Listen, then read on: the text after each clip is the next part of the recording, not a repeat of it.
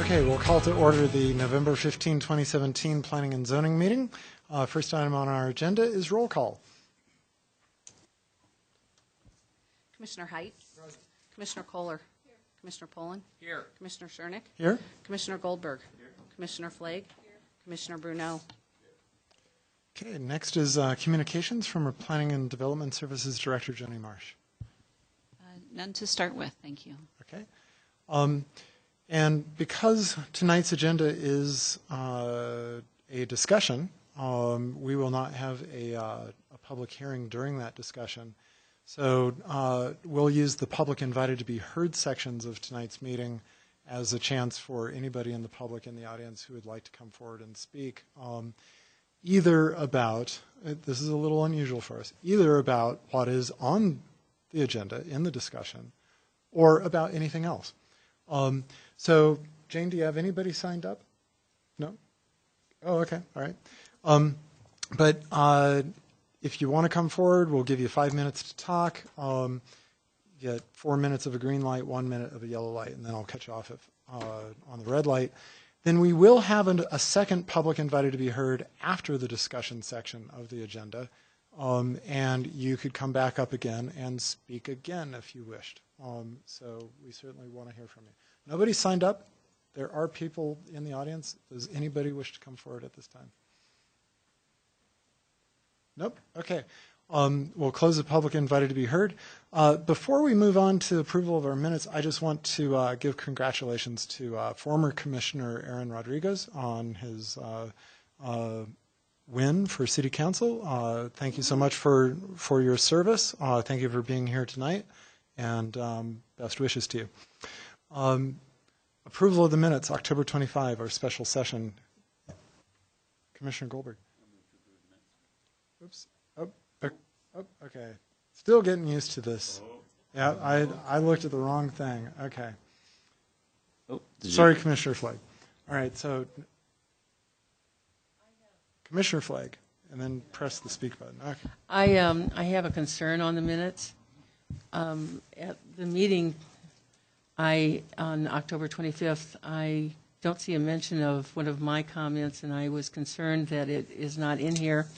And that's in regards to the fact that once the new zoning code is approved, it will replace the current zoning code.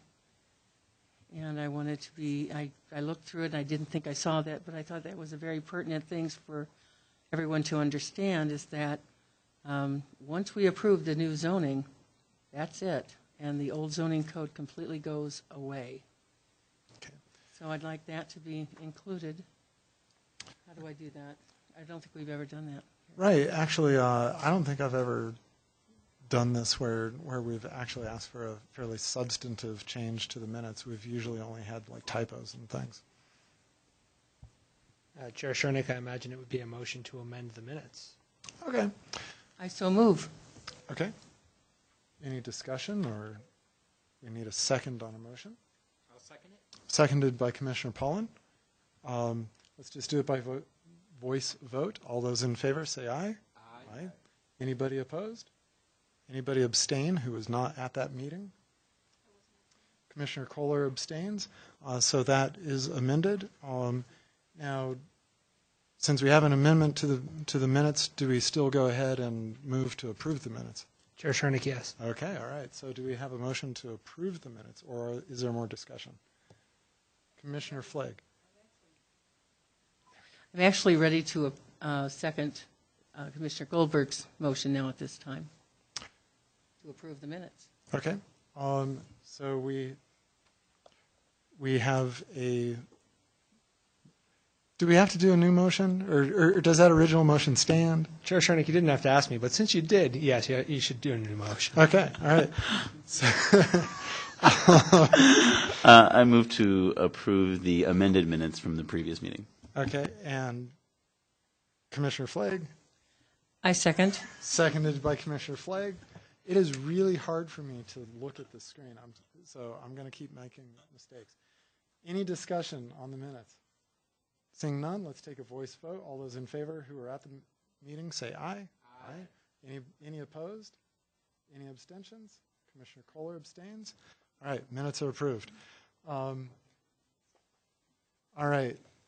Next is item number 6 on our agenda, Land Development Code Update Discussion, Zoning Districts and Use Regulations with Principal Planner Brian Schumacher and Principal Planner Aaron Fosdick and our consultant Tarek Wafai.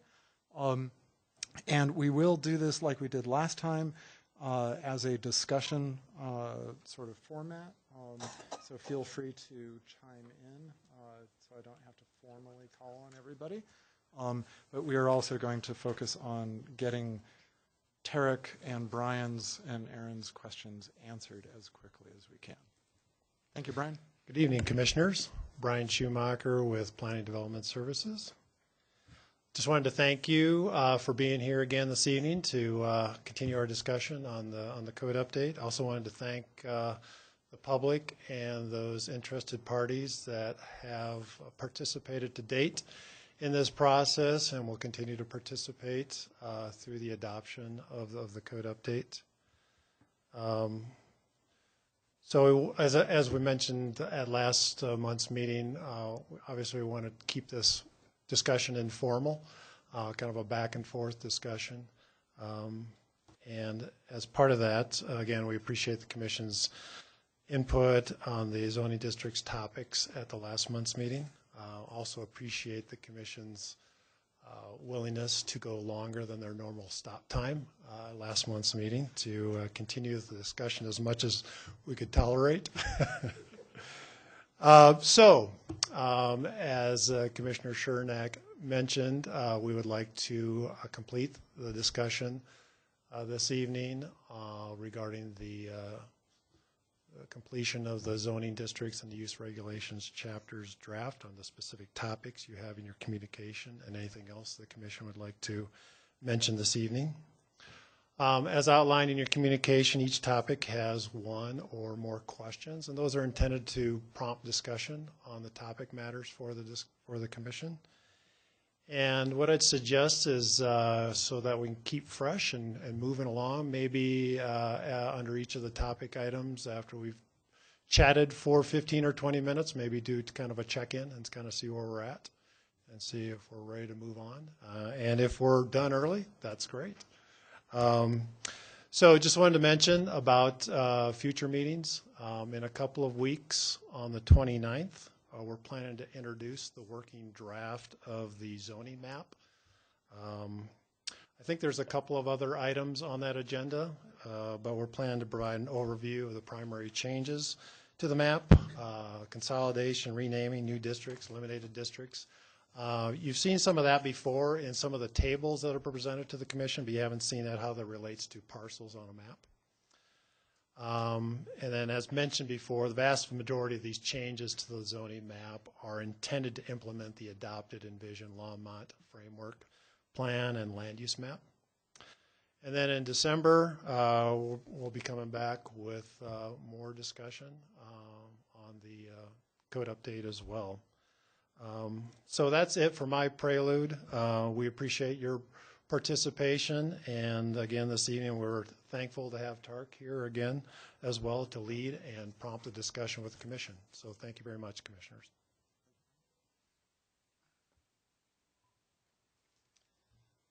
Thank you so much, and good evening, Chairman, Commissioners. Good to be back. It's only been a couple of weeks, but I'm sure you've been clamoring for more, so happy to go through the discussion tonight.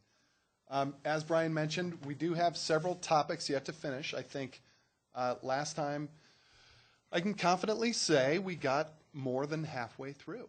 So this is good news. But the topics that we have left to discuss are still pretty meaty topics. Let's get this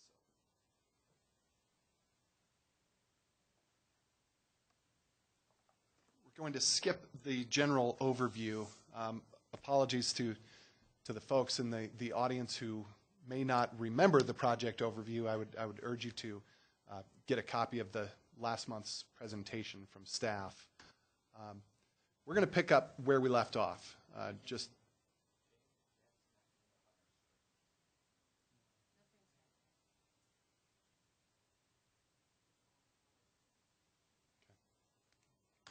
I'll tell you what's up there for now. Last time we focused primarily on the zoning districts piece. Tonight we're really going to pick up off of that discussion and talk about the use regulations. And we've got several topics to cover within the use regulations chapter of the draft. And then we'll end up talking about the zoning map strategy. Brian covered at a very high level that the map is coming out this month. That's an exciting time. I just want to walk through some of the methodology that was used to prepare that map and what you can expect. So tonight we're going to start with single-family detached in the downtown. It's a big issue tied very closely to the zoning districts discussion from last month. We'll talk about secondary uses and what are some of the policy directions that we should be taking when we're thinking about implementing Envision Longmont, and what makes a secondary use okay in a certain zoning district, and should it be limited? We'll then talk very briefly about transitional standards. We've talked about this a couple of times with you, but really want to focus in on a couple of the details there. This is where more intensive zoning districts meet less intensive zoning districts. So I want to talk about what we can do with those transitions. And then we'll finish up talking about ADUs, accessory dwelling units, and heavy industrial uses, which we discussed last month. We did not carry forward a district for heavy industrial. we want to follow up with a discussion tonight. Let's dive right in. Single-family detached housing in the mixed-use downtown district, currently your central business district, renamed to the mixed-use downtown. You have a lot of single-family detached in your downtown today. So I want to just start by showing you some pictures of what that looks like, just to get us thinking about what role single-family detached might play downtown. Here's an image. These were all just taken from Google Street View, so may not be absolutely current if people have remodeled. But you see a smattering of single-family detached buildings, some of them being used for commercial purposes, some of them still being lived in. Same thing on the 200 block of Kaufman, where you have a mix of uses. You can see an office or flex space in the far background, single-family uses, and different sizes, different shapes, different periods of time. Same thing on Terry Street. Again, you see the awning to the far left. You've got some pretty low-intensity commercial uses going on, but people are still obviously living in the downtown in what often look like little historic, cute, single-family detached structures. The 900 block of Kaufman, you can see a pretty stark contrast here. Now we've got light industrial, maybe heavier commercial use immediately next door to a single-family detached home. So this kind of highlights the reason we want to talk to you about what is appropriate in the downtown and why we want to also talk to you about transitions tonight. A couple of questions that we wanted to flag for you regarding this issue. One, should single-family detached be allowed in the MUD, the mixed-use downtown? Again, you have it today. If you don't want to allow that moving forward, what happens to the ones that are there today? Are they converted to commercial uses? Do you change the structures altogether? Should they be preserved as historic? How do we transition to commercial areas? So want to open that up for discussion now. I know we've received some initial feedback on whether or not this is a good idea, but just want to hear from the commission publicly.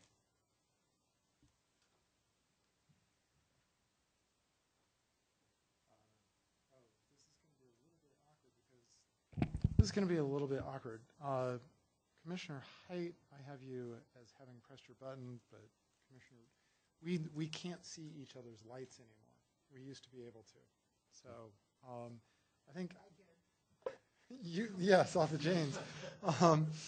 So maybe I still need to call on people because we don't have the visual cues anymore. Okay, so Commissioner Height. Great, I've mastered pushing the right button.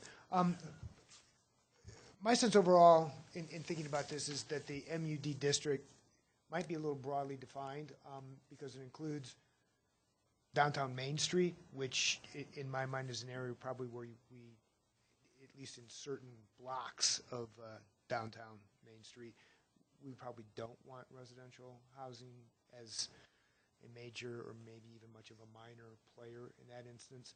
But on the 2 blocks, more or less, east or west of Main Street, it seems to me that the way the town is developed with some of the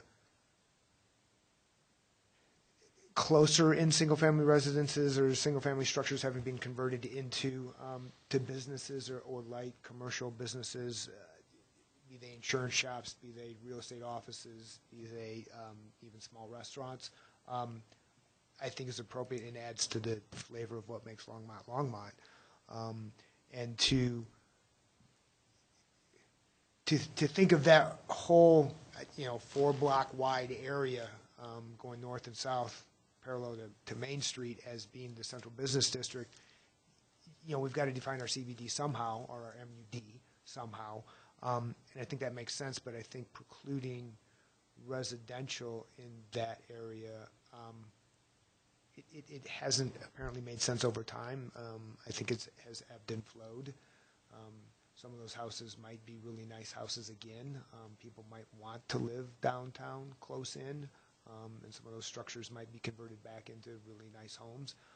At the same time, there are other homes that might be converted into additional insurance agencies. So my sense is that we could allow it with, well, I'll just leave it at that. Thanks.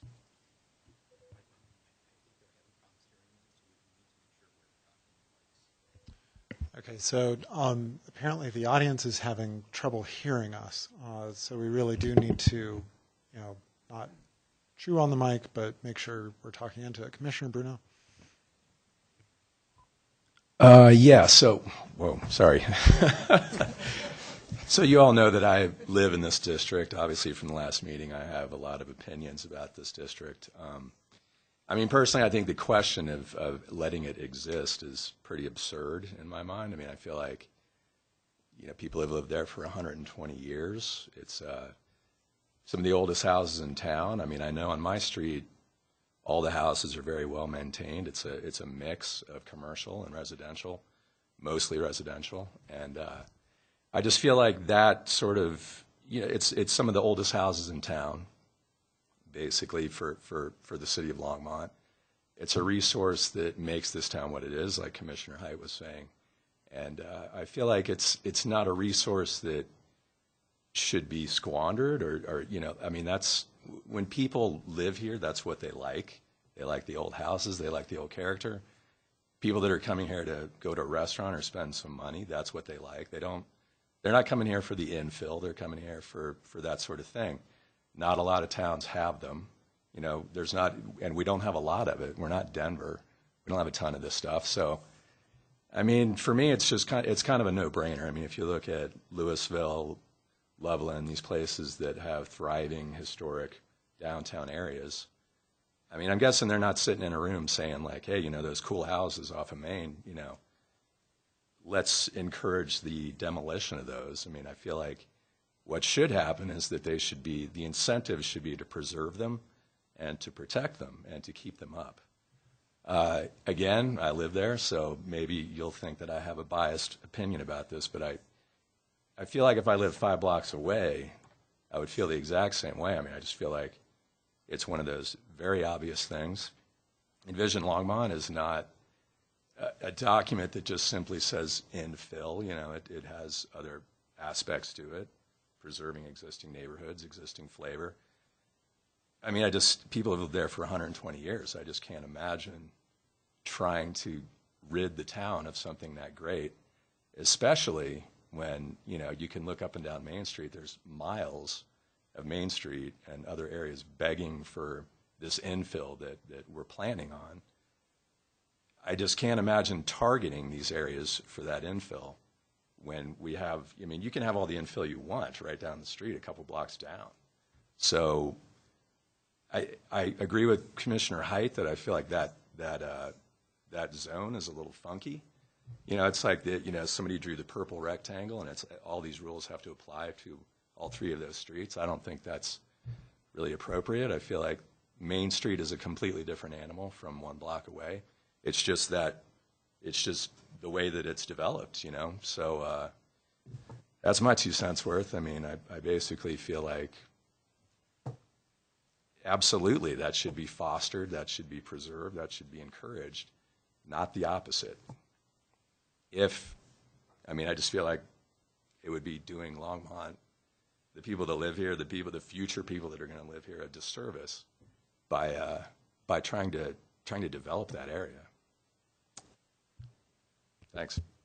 Commissioner Poland? So Tariq, is this where maybe we would do a transition zone? It sounds like, I think I'm in agreement that Main Street itself is different than 2 blocks to the west or 1 block to the east.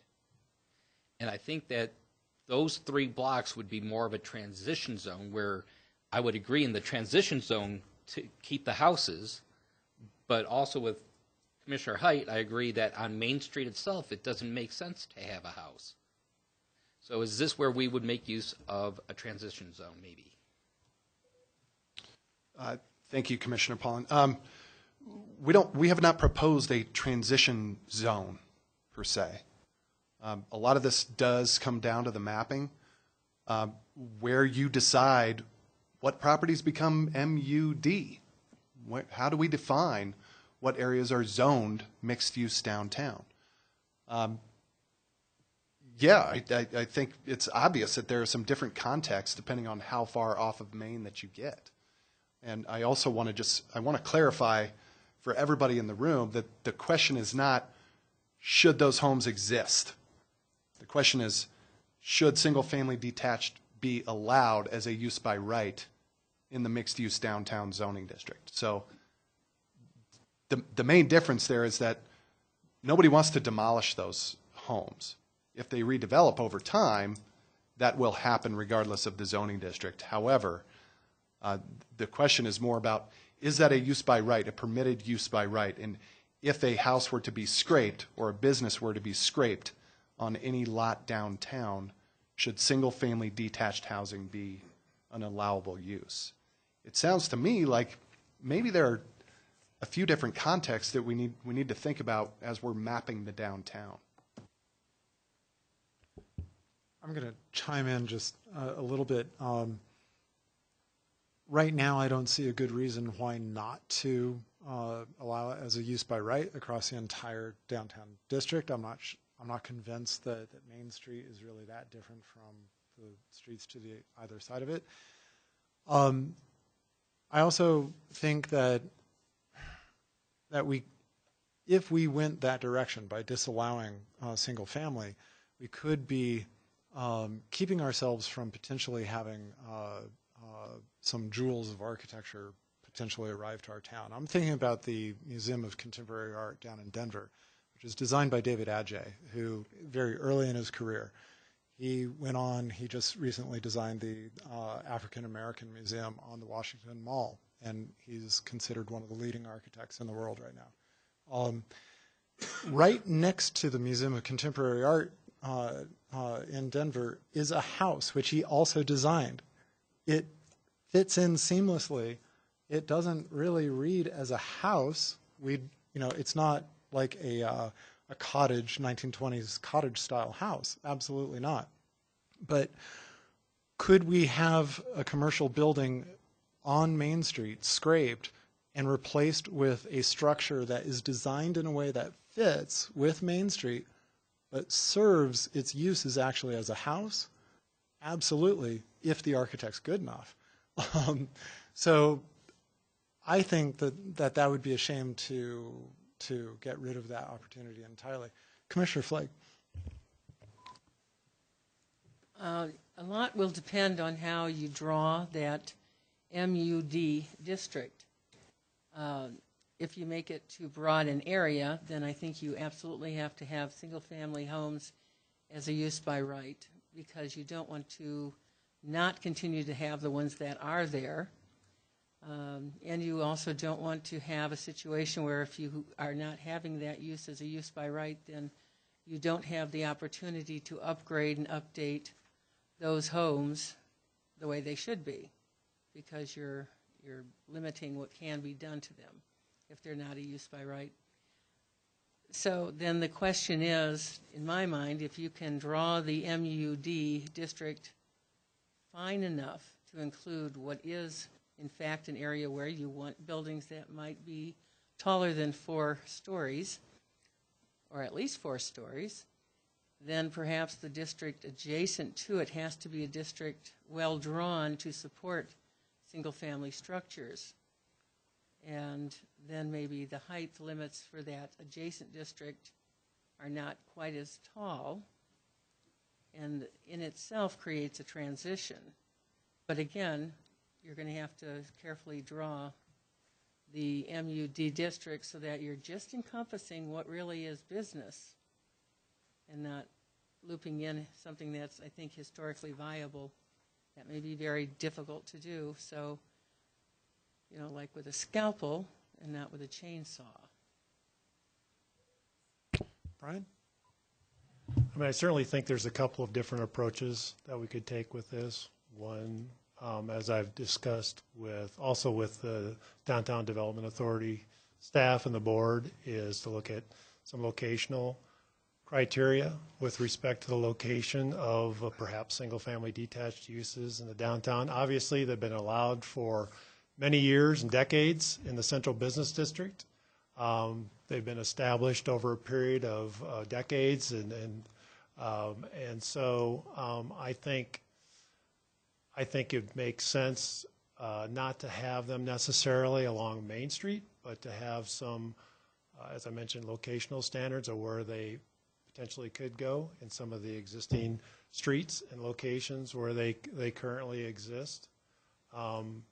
I know we've had some issues, not necessarily in the central business district, but some of the other commercial areas north. So the central business district currently ends at Long's Peak. And so north of Long's Peak along Kimbark, you've got a commercial district.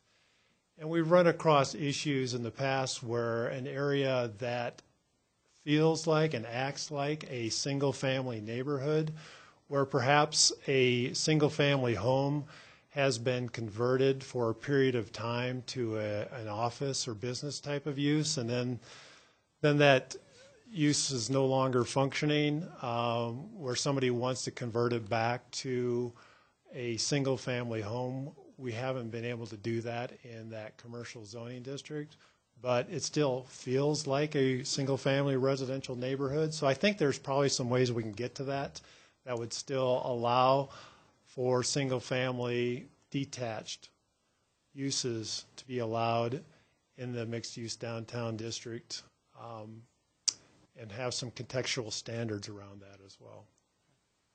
Commissioner Bruno? So the idea with the Main Street not allowing single-family homes. Mike, your light's green. It's got to be right on top. There you go. Is that okay? There we go. So I know that there's a lot of people living on Main Street, obviously above the businesses, and in some cases there's some pretty sizable lofts, like pretty large residences. I mean, is the idea that we're missing out on some sort of commercial opportunity, retail, whatever, on the sidewalk, and that's the big hang up with a single family house being there? Or maybe it's just density in general? Yeah, it's kind of a mix of both. That's a really good question. A lot of downtowns that are already thriving, they want to continue to thrive, and you talk about things like innovation districts and allowing maker spaces to occur. Once you start integrating those types of things with single-family detached product, you kind of get into this chicken and the egg conversation. When I buy a single-family detached home, there's a different set of expectations that I have with my property and what surrounds my property than if I'm living upstairs of a business. So when we talk about some of the most innovative and intense and dense uses being usually near your downtown, your activity centers, single-family uses can be problematic if they're a detached product. So that is part of the reasoning. But the images I've shown today, you have blocks of single-family detached product. And even with those that have converted to businesses, they're still operating out of a form that is obviously a old single-family detached product. So I think we can get at some of the issues, like Brian said, with locational standards, say, yeah, maybe not on Main Street, where we're going to have probably more intense uses, and just get a finer grain mapping process going. Commissioner Goldberg. Yeah, Tarek, just to get my opinion on the record, I just want to echo similar sentiments as my peers and perhaps how you just eloquently summarized. Certainly as the MUD is defined now, Kimbark and Kaufman, the single family detached homes there really, I think, help define the Longmont story right downtown. So I would be hesitant to make any major changes there. It seems like maybe what we've consistently touched on is maybe Main Street specifically is a different animal. So I look forward to just reevaluating downtown versus the neighboring blocks. Commissioner Bruneau. Yeah, so I just have another question. I mean, I'm trying to think. I know in the new MUD, I guess, are there any single-family homes on Main Street along there? Because I can't think of any right now, but no? No. Okay. So, I mean, it seems like, saying you can't build one sounds okay to me. And does it complicate things too much to just basically say Main Street has its own set of rules? I mean, you can have the zone, the MUD, but basically, Main Street's different, and just kind of say that. Cities take lots of different approaches when it comes to getting the context right. The one you have just suggested would be a perfectly normal way to do it, to recognize that certain corridors should just be treated differently. A lot of other cities just would create a new zoning district specific to Main Street. That also comes with complications, though. So I think we will do some more thinking and put something before you that we think makes sense and adequately responds to your comments tonight. So, Tarek, it sounds like you feel you have a rather coherent answer from us on this? Sounds pretty resounding that, Okay. yes, we should have it, maybe not everywhere. Yeah. Okay. So thank you. Great. Let's move on. Okay. So the next item for discussion, secondary uses. We've noted here on the slide, and you have it in your packet, there's some commentary, but I'm basically going to walk you through that commentary with a series of questions anyhow. If you remember, Envision Longmont identifies lots of different future land use designations, ranging from mixed employment to primary employment to single-family residential.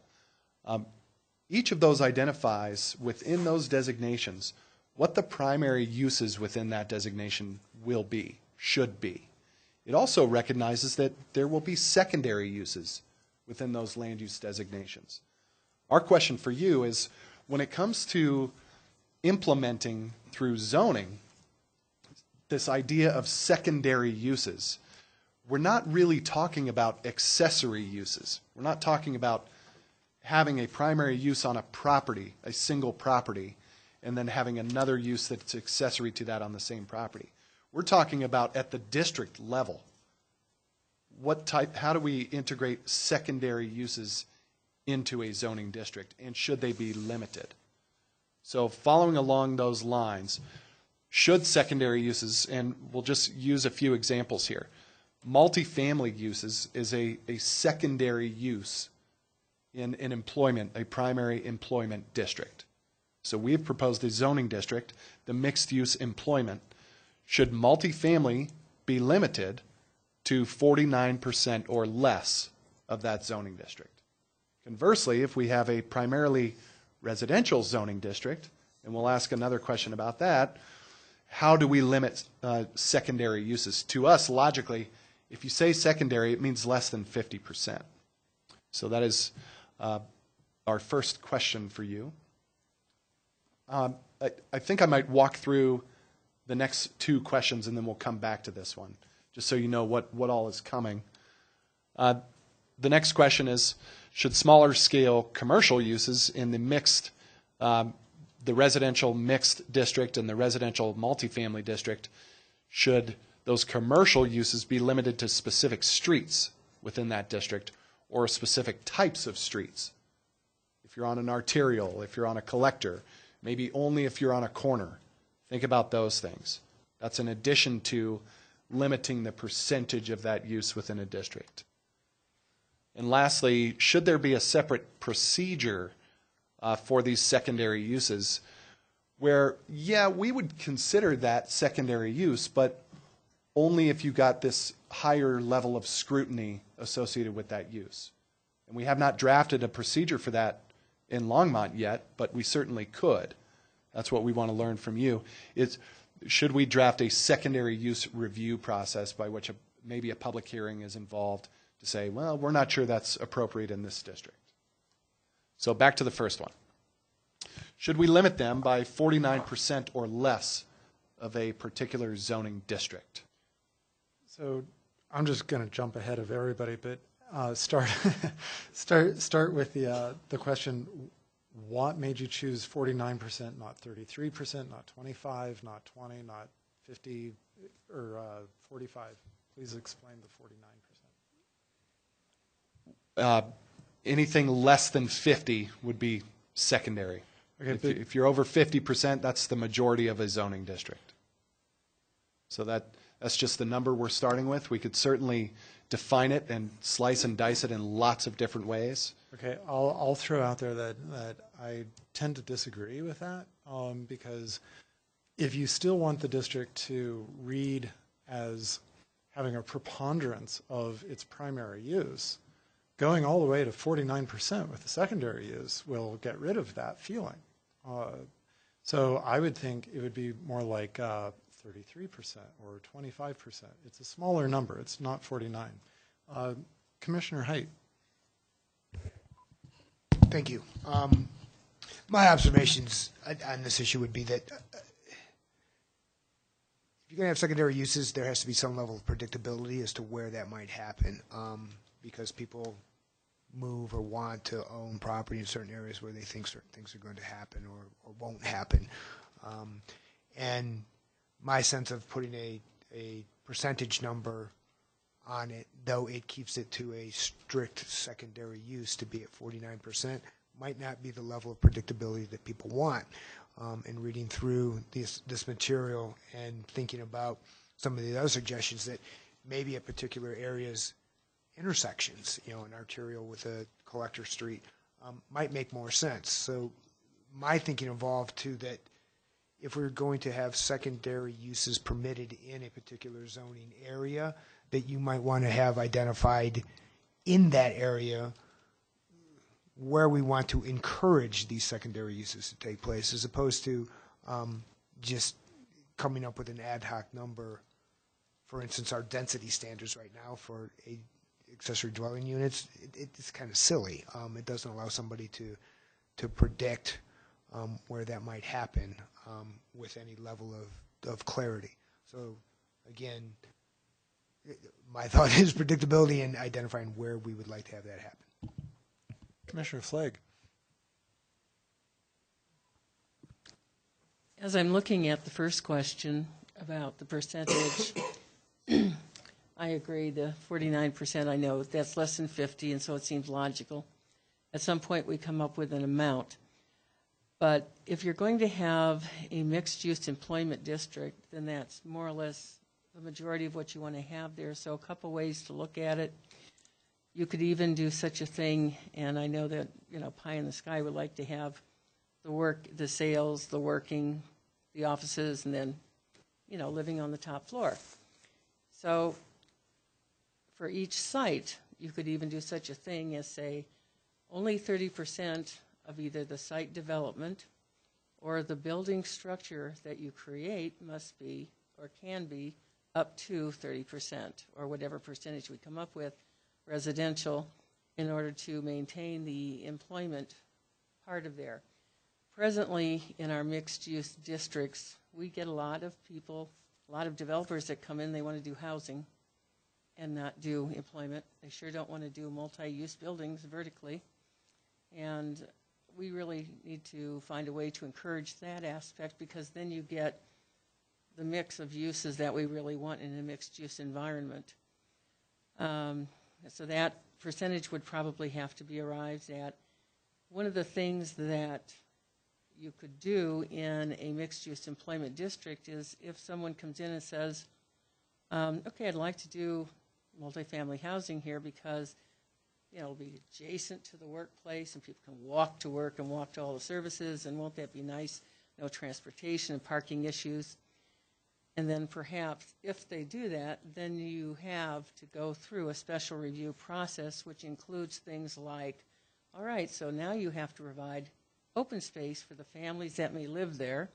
You have to provide a certain amount of landscape buffering against all the intensive uses around it. Whereas if you were to have found a place to put your multifamily structure in a bona fide mixed multifamily zone district, you wouldn't have this level of requirement of landscaping for buffering. Moving on to the smaller scale commercial uses in the RM1, which I really don't like the idea of at all. I get concerned when we look at limiting some of that, and I really think it should be vastly limited or non-existent.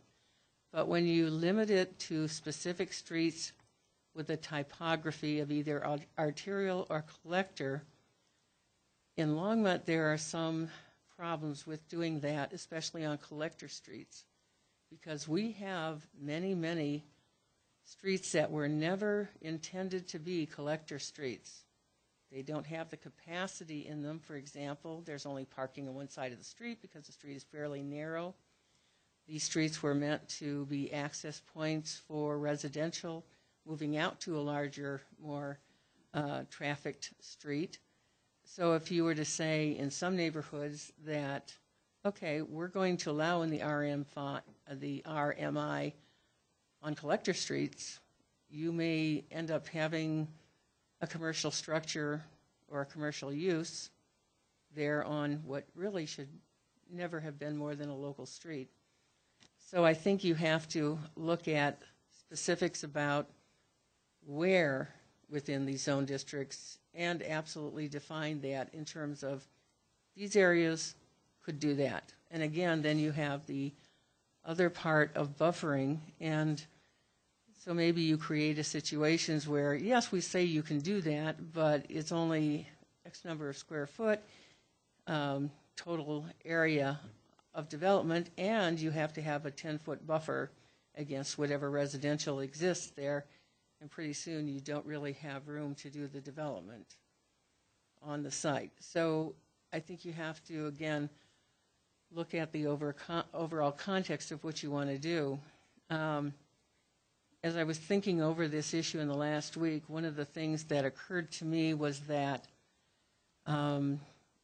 if you have wonderful kinds of restaurants and such, at some point in time, the business owner says, gee, if I could have a liquor license, wouldn't that be nice? I could have a little pub. Okay, but when you have pubs, you may also do something like want to have live music. And then maybe you get really good acts. And then you have lots of population that shows up. Unintended consequences is now you're underparked. And some of the issues that come with having the liquor license and having a bar or a pub can be really nice, and some of them can be really a problem for a neighborhood. Some such facilities, some such businesses are very well run, and some of them are not. And I've known of both. And the ones that are not run well tend to have customers that, upon closing, the whole neighborhood becomes whatever they want it to be. I'm trying to not be explicit. I think you get the idea. We've all seen bars at closing. At one time or another, things happen. So my concern, again, is that you have to figure out specifically where you can have the wonderful establishment possibilities, again, without impacting the existing residential environment that even multifamily livers and condo buyers and such want to have a nice neighborhood. That's what they primarily chose. They don't want to necessarily have that business right next door, even though they'd like to walk a couple blocks to one. You know, there's NIMBY for a reason. In some cases, it's not a bad thing. In some cases, it's not a good thing, obviously. So that's a problem. So maybe you have to have a special layer of review anytime you're going to put a use that is unexpected into an existing neighborhood situation that's already been built, so that those people's values in terms of their quiet neighborhood and their peaceful neighborhood and not having lots more traffic neighborhood, they can still keep that. Commissioner Bruno. Yeah, this may sound like kind of a dumb question, but so what is the primary use of mixed-use employment? There are lots of primary uses. So employment, office is a good use for primary employment. A medical center would be a good use for primary employment. And we need to be thinking at a higher level like that rather than, is this business going to open up next to me if I'm living there? We're talking at the district-wide scale. Should we be limiting uses that were not really intended in the comprehensive plan and envision Longmont to be located in a specific area? And it's even bigger than that. If I could broaden it further, is the city of Longmont in the business of forcing mixed use? And if you start to choose numbers of percentages of what uses should be where, you need to understand the caveat there that somebody needs to track that over time. And that has been met with varied levels of success around this country. When you say you can do that, but only if you're mixing the uses, somebody has to track that work, and it can result in vacant space. It can result in lots of different challenges. It can result in no project at all in some cases. So it's a question of, we haven't chosen the tool for whether or not we regulate secondary uses through zoning. There are lots of different ways we could do it. One is limiting the percentage. Another is just, having a discretionary process, like many of you have talked about, that, well, it was identified as a secondary use. Let's get in a room and talk about whether or not that would be appropriate in this zoning district. I guess, I guess I'm just having problems with calling it a mixed-use district if we're talking sort of primary and secondary uses in a way. It's mixed use, then it's intended to have different uses. So I think there's a lot of particulars that can be introduced here. Personally, I like the idea. If we're talking about creating greater density in Longmont in general, I think that it's a good idea to mix those things and, get as far away from a traffic jam situation as you possibly can. And I feel like, when you're talking about moving commercial into a primarily residential area, there are, I feel like, a lot of problems. Mm-hmm. If you're talking about multifamily going into a predominantly employment-heavy area, I don't really see the same issues because people are going to be wanting that environment, So if there's some hassles with the commercial side of it, I feel like people sort of know what they're getting into, and that's where they want to live, essentially. So, in order to troubleshoot our computers, because none of us have that display in front of us, access needs to be given beneath my desk. Okay, so we need to take a quick 5-minute break or however long it takes to troubleshoot the computers that are down below me. We'll be back.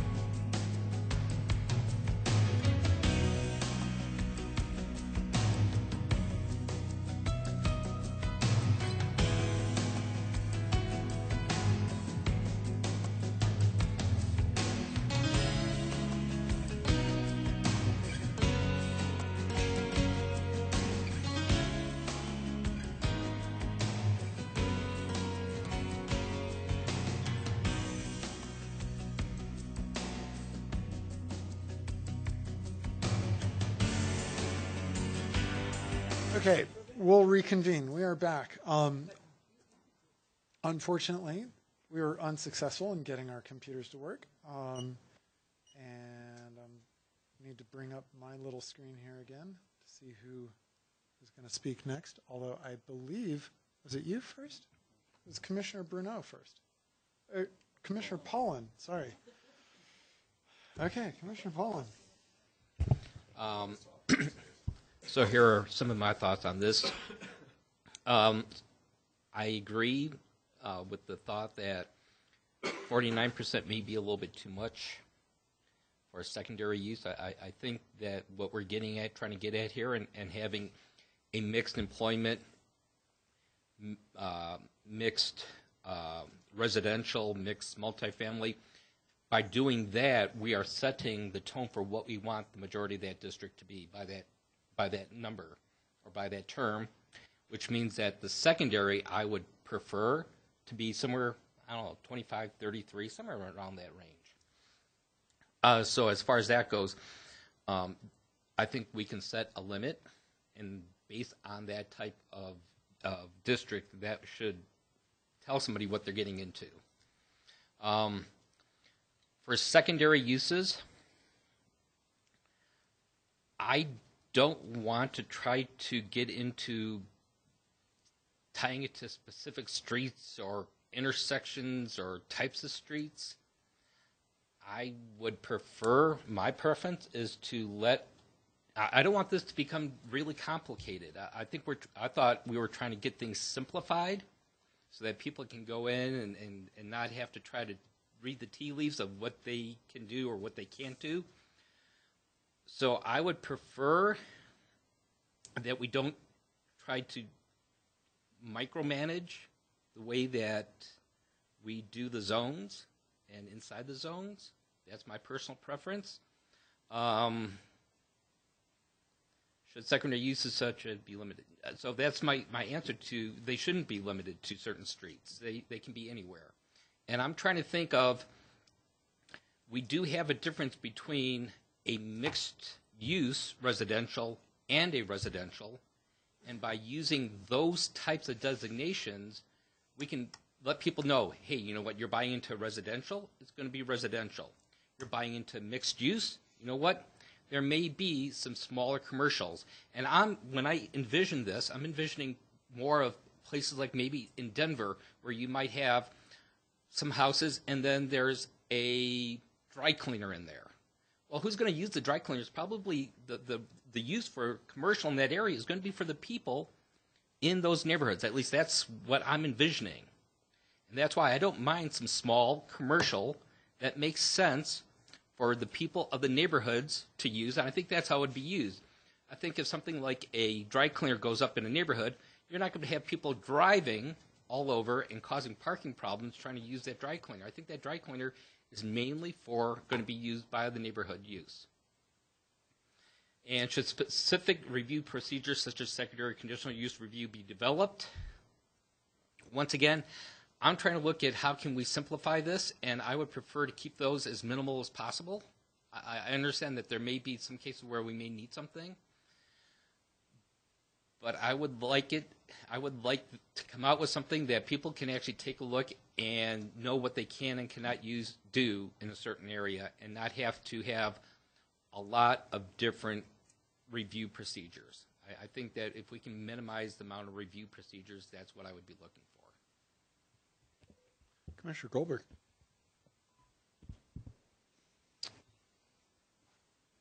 Thanks, Commissioner Chernak. Tarek, you mentioned earlier this, I think you said the phrase incompatible, or what was the word you used when you were describing secondary uses perhaps being identified as not compatible in that in the comp plan in that zone? Did you say like incompatible or undesirable or something like that?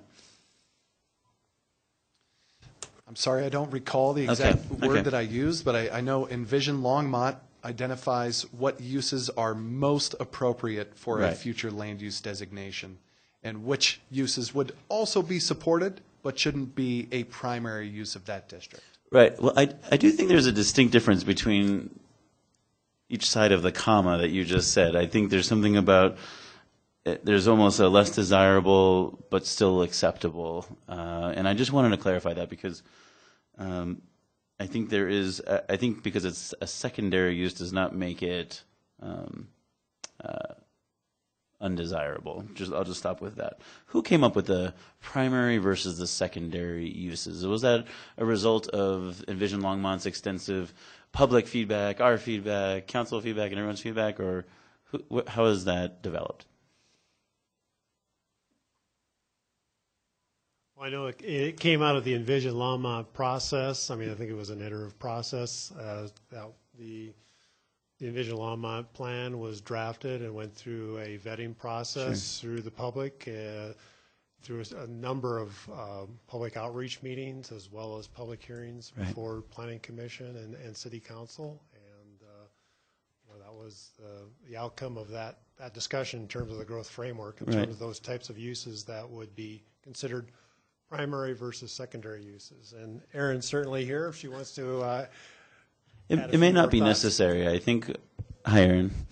I don't think it's necessary. I think what I want to be careful is that we're identifying the difference between primary, secondary, and then presumably not at all appropriate in this area, and that there is still that third option. And so we're deciding between primary and secondary, not primary and we shouldn't do this. The public has reviewed, we have reviewed, other folks have identified these secondary uses as presumably acceptable, perhaps with a review process. And so I think I'm falling a little bit in line with Commissioner Poland in that I'm not sure secondary uses are something that are necessarily so bad or undesirable, which is going to lead to my next question, Tarek, which I'm sure you can answer. As it relates to the 49% cutoff, can you help me understand like a problem that exists preferably in our region where secondary uses were overtaking the primary uses? Yeah, I'm glad you asked, actually. So this number, first of all, I will answer your question, but if we want to simplify, trying to get at the number, whether it's 25, 33, 49, that is not simple. Sure. That is the opposite of simplifying the code. So I want to start with that. Some problems are less related to some of those that you have raised with, limited commercial uses coming into a residential zoning district. Rather, what we have seen in this region and all over the West and a lot around the country are that the market today wants to build multifamily housing. There's a huge affordable housing crisis in this country. The market is saying, build us more housing. We can get a lot of money for rent. We just want to build housing everywhere. Communities are saying, well, now hold up. We've worked hard and had some hard fights to get economic development in our community. We don't want to just see it go to multifamily housing. Mm-hmm. So that is a huge issue, and one that Longmont is concerned about as well. Do we allow one market that is popular today to completely overtake what our plan said should be something very different? Mm. So that is why we care about primary versus secondary. Most long-range planning documents, be it Envision Longmont or Blueprint Denver or any small or big city, is going to identify things that should be the bulk of an area and things that could also be there. They're not less desirable, but they just shouldn't be the most prominent part of that use.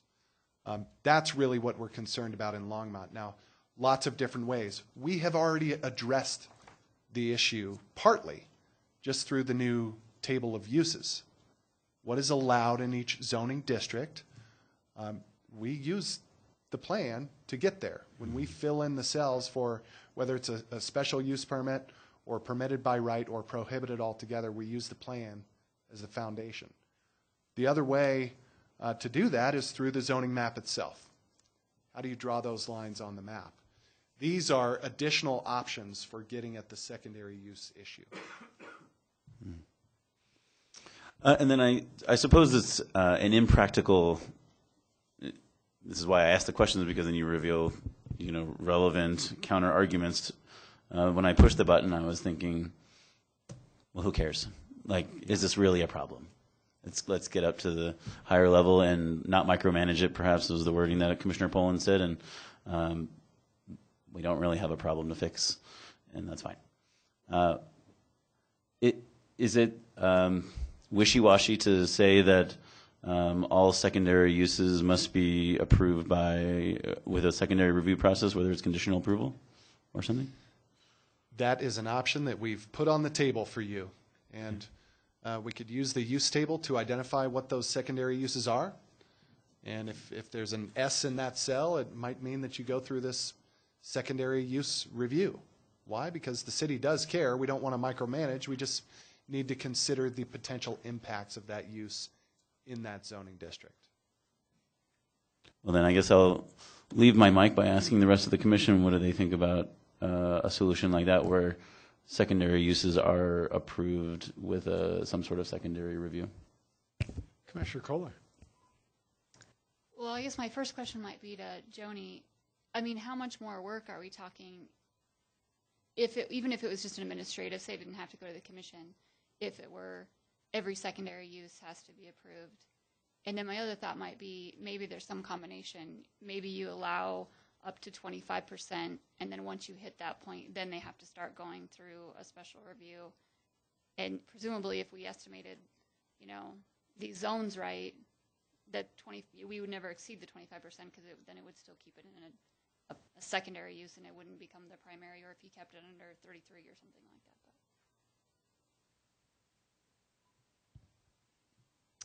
So all great questions, Commissioner Kohler.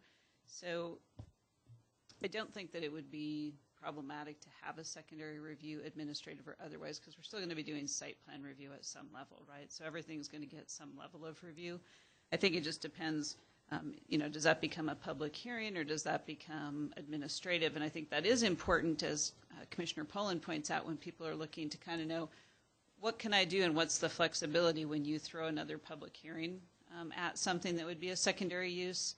That's just something I would throw out for the commission to consider, because creating additional steps that involve public hearing creates a lot more time in the process for someone looking at it.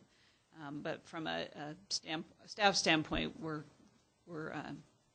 happy to do it either way, but probably administrative would be preferred by those folks going through land development processes.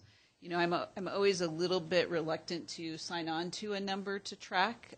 Currently in our code we have some things that we did a long time ago where we said only 25% of the uses in the BLI can be supporting uses, and then we zone a district, and then it's like, well, who's keeping track of the 25%? And I'll tell you, as it's currently written, nobody. Because that just becomes an administrative function that is really difficult to manage absent having some good mapping, or if there was a way to really tie it down by, you'd still have to do some mapping exercise or some calculation to know for a whole district if you kept things at a certain number. So I never really like that. I think what I would say is you guys recently had an application for the apartments over at Clover Basin and Airport, and maybe this puts some context for you around it. So technically doing the apartments in the C zoning district is exactly what we're talking about. So how the code is currently written in that zoning district is you can't have more than 50% residential unless you went through a conditional use public hearing, which is exactly what happened. So again, we have some similar things like that, so that might help you put that into context of what that would look like.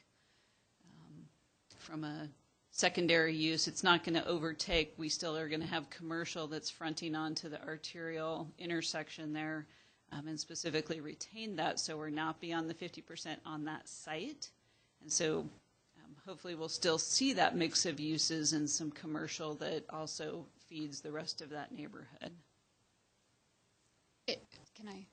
So say you had an administrative review for secondary uses.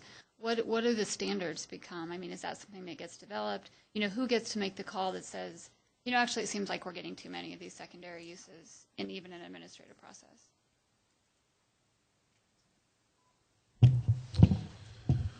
We haven't drafted that yet, but with any good set of procedures, you need a strong purpose statement for what that procedure is trying to achieve, and you need solid approval criteria. So that would all be part of the process. That's batch 2. If we were to get into developing a strategy for secondary uses, we would include that with the procedures draft to say, here are some proposed approval criteria. It may be a lot of things that you've seen before. Is it causing negative impacts on the surrounding neighborhood? Is it compatible generally with the neighborhood character and the community as a whole? Don't know. We'll have to take our orders from you all, but also take our orders from Envision Longmont. Say, why was this established as being secondary in this zoning district?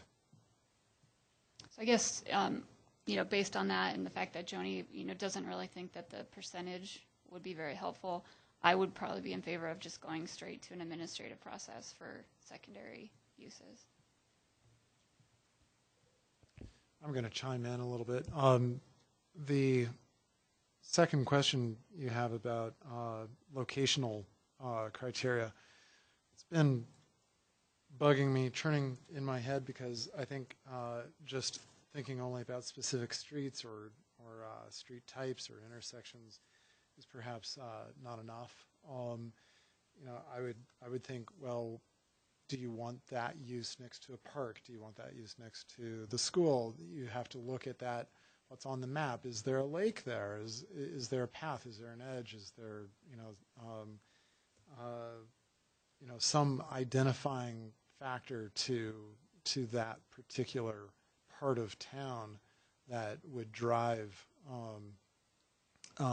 whether you should locate that use there? Doing an administrative review, for secondary uses, I think resolves a lot of that, rather than trying to codify all the locational criteria. I was also leaning toward, well, we would want locational criteria as to what we would encourage next to things, not just what we wouldn't allow. But it gets way too complicated, like Commissioner Pollan's saying. Commissioner Goldberg, I think you're right that having a review process and administrative review, like Commissioner Kohler is talking about, would help deal with the locational issues as well, and it would take care of that. I do want to eventually hear from Commissioner Height. He has applied to speak as to whether he thinks that the predictability issues would be solved with administrative reviews. But first is Commissioner Bruneau. I think I just want to probably agree with most of the commissioners here. I feel like when we're talking about, getting down to the nitty-gritty of specific cases, the administrative review seems to be the way to go, because if it goes to a public review, one of the challenges that I've always had here is that we're kind of not supposed to know the place. We're not supposed to go check it out. I feel like the appropriate way to know, like you were saying, next to a school, next to a lake, is through the administrative channel. I also just want to ask like kind of a dumb question here for clarity, but how are these percentages determined? Are we talking square footage of area? Or are we talking about per dwelling? Because these things can obviously be very dynamic. You can have a huge commercial space next to one little house or something. And how do you determine those percentages? Hectares. No, it would. We hadn't gotten that far, but in a system like this, if you're looking district-wide, it has to be based on land area, because otherwise you're comparing apples to oranges. I can't compare number of dwelling units and then square footage of retail space. It's got to be done district as a whole, or site-by-site review, which is problematic as well. Commissioner Height. Come on, Derek. It's only mass, it's only volume. That's the only way you measure things. Commissioner Shernick, thank you for coming back to the predictability issue, because I know we've talked about percentages, and I know there's been discussions about whether or not locational issues are the right way to look at these matters. But I think from my predictability crutch or hang up, that you need to have some type of standards that I think would be more appropriately handled at the administrative level if they were appropriately drafted into the zoning code to identify where these secondary areas could take place in certain larger zoning districts, such that it then becomes self-defining that it's a secondary use, because it can only take place in these certain areas within this larger zoning district, which appropriately crafted becomes a secondary use. It can never be the majority use.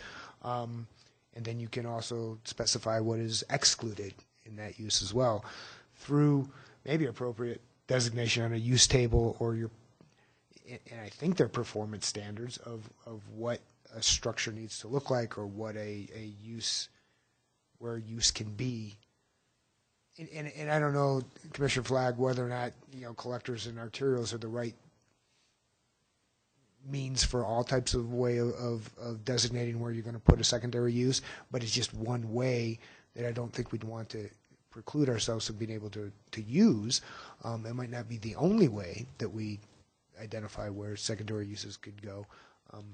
But I think with those types of, I'm going to call them performance-based standards, locational-based standards, that's where you come up with a level of predictability that allows people to move forward with their lives with some level of knowing what they're getting into. Commissioner Flagg.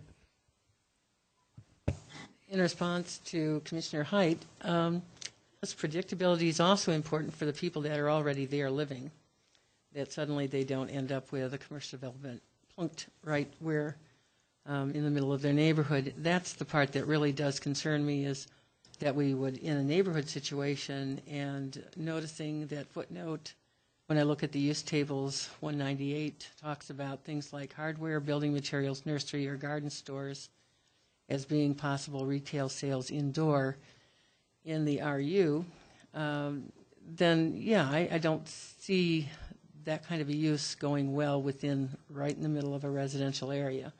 Not for the business either. The business does need to draw from more than just that neighborhood, because once they've sold everybody everything they need to, change their buildings, install their yards, whatever, they have to have business from someplace else. So the predictability, if you're going to have a secondary use, say in a residential area, the better predictability is location. Here are the areas that you can, within this district, do this kind of secondary use. Along a Main Street thing, one of the things you can build into a zoning code, of course, and your design standards, is that the buildings can't be further than, say, 5-10 feet off the sidewalk, period. Or that would be actually the right-of-way and the property line. So then you would basically build into your code what's there, so that anybody who wants to develop a property can read in the code, this is what is going to be required. It's predictable. They know. Here it is. It's stated. So I always fantasize about the mixed-use business development. As I said, the 3 stories and the 3 divisions and everything. And then I often think about, what if in a code or a development document, anybody who wants to develop an area would read that, okay, you can put in your development, but all the components that we feel are important in this zone district must be represented in your development. And I often wonder if we had, okay, somebody wants to come in and build multifamily in a commercial business, say in the Central Business District, or a mixed-use commercial development. They want to build multifamily, but we say, but where's your business component? So then they slide in a coffee shop down below. I often wonder what would happen if we did that kind of requirement within the zoning code. Would we scare off development entirely? Would we have to provide an exceptional review process if somebody really couldn't figure out how to do that within their development? I don't know. Nobody's ever really tried it. Or maybe they have and I just don't know. But it seems to me that if we're primarily trying to get business area to do business development, and we want it to have parcels that are substantial enough to support that kind of development, we have to figure out a way to preclude using all of that land, or even most of that land, for residential. Yes, we need residential, but maybe we have to look at areas that have been developed or are now underutilized business areas, and have to rezone them to some kind of a mixed use that promotes somebody saying, well, I can put residential in here. I don't know. Maybe that's not part of the zoning code and has to be approached in another way entirely. I'm not sure. But predictability for me is the zoning map, and then your basic requirements for each zone district. I find that zoning maps, well drawn, well done, work very, very well. Commissioner Goldberg. Shoot.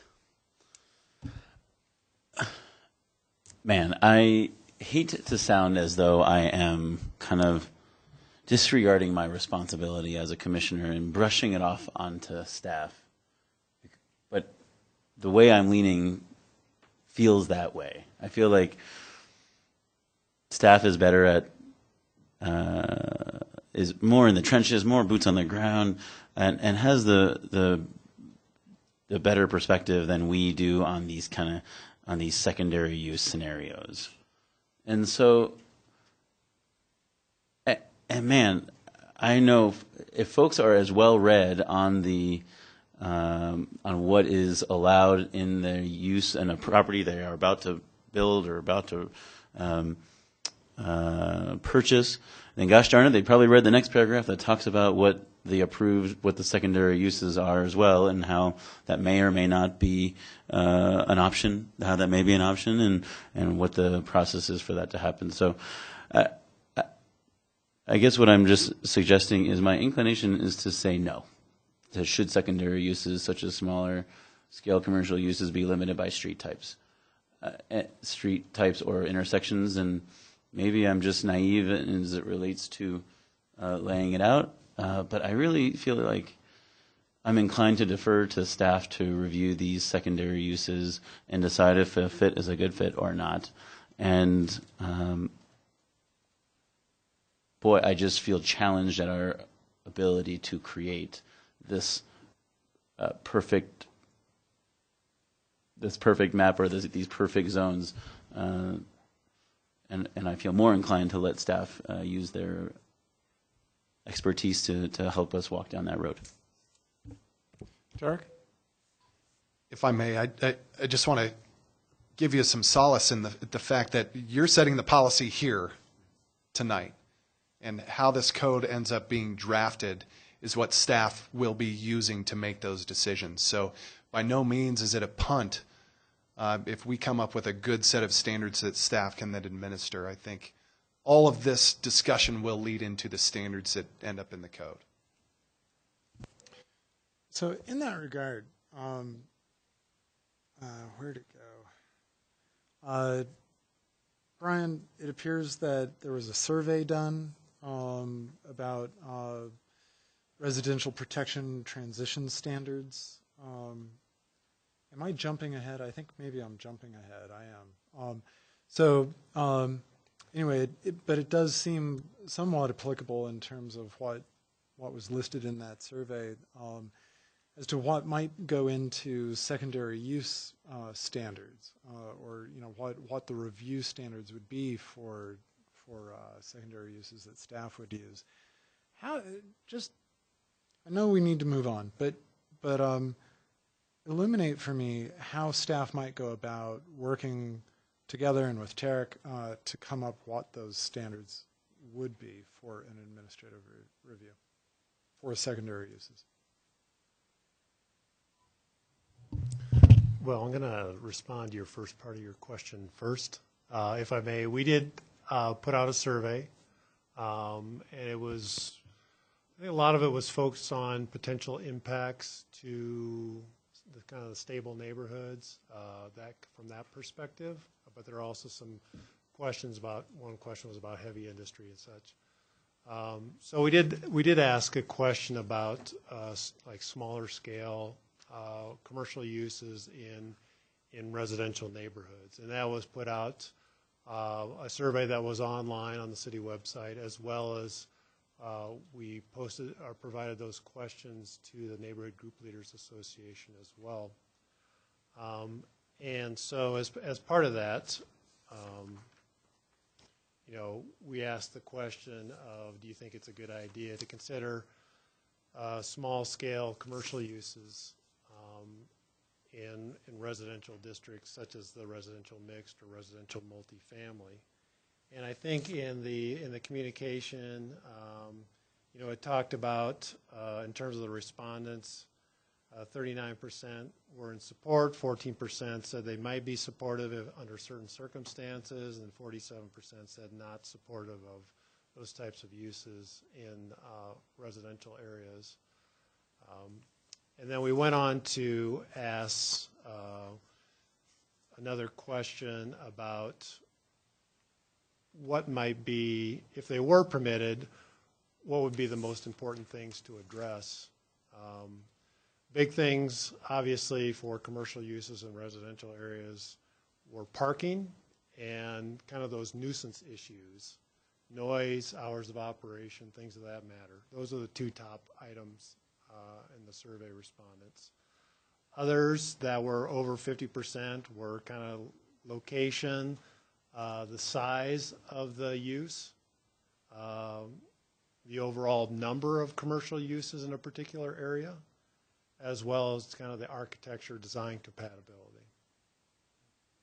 So taking that in consideration, I mean, I think obviously we'd have to have a conversation of how we develop those standards, what those specific criteria were. I want to rely on some of Tark's and Matt's expertise in terms of their work with other communities as well, of how they've developed particularly transitional or secondary use standards for how that would fit into an administrative review process. I don't know what else you'd like to add, Tark. I would just add that it seems like we're conflating two different concepts here in a little bit. We're thinking at the site-specific issue of what if this nasty use ends up next to my single-family home.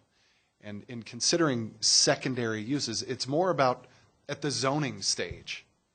Would it be okay if this were slightly more commercial as an area, and if we allowed commercial uses in that larger area, versus how are we going to protect the fringes of those zoning districts? That's a separate conversation, and one that we're going to cover tonight. For secondary uses, it's more of a, you know, is it okay? Should we even be counting what makes up, what is the most prominent type of development in a certain zoning district, when the purpose statement for the districts that we have proposed tell you, City Council, in making your decision on a rezoning, this district is intended to provide for commercial and mostly non-residential uses with a limited amount of multifamily residential. Now, they can use that purpose statement, and many communities do. That's where they stop for regulating secondary uses, just through the purpose statement of a zoning district. Then when they decide yay or nay, it's like, well, we said this was the purpose of this district, and we've got too much of that already. So it comes down to how finely you want to slice and dice it. And surveys are surveys. I recognize that depending on exactly how you ask a question, people are going to say I'm either for it or against it. What I hear when 47% don't want limited commercial uses in residential areas, I actually heard the 53% are either for it or would be for it if you had the right standards in place. And so I think it's on us to come up with residential transition standards, with use-specific standards for how all of these zone districts interact with each other, especially at the boundaries. So, Tarek, on this question about secondary uses, do you feel you have an answer from us? I don't feel like we have consensus. The one thing that I've heard is there's a certain comfort level for letting staff have more authority at making some of these decisions.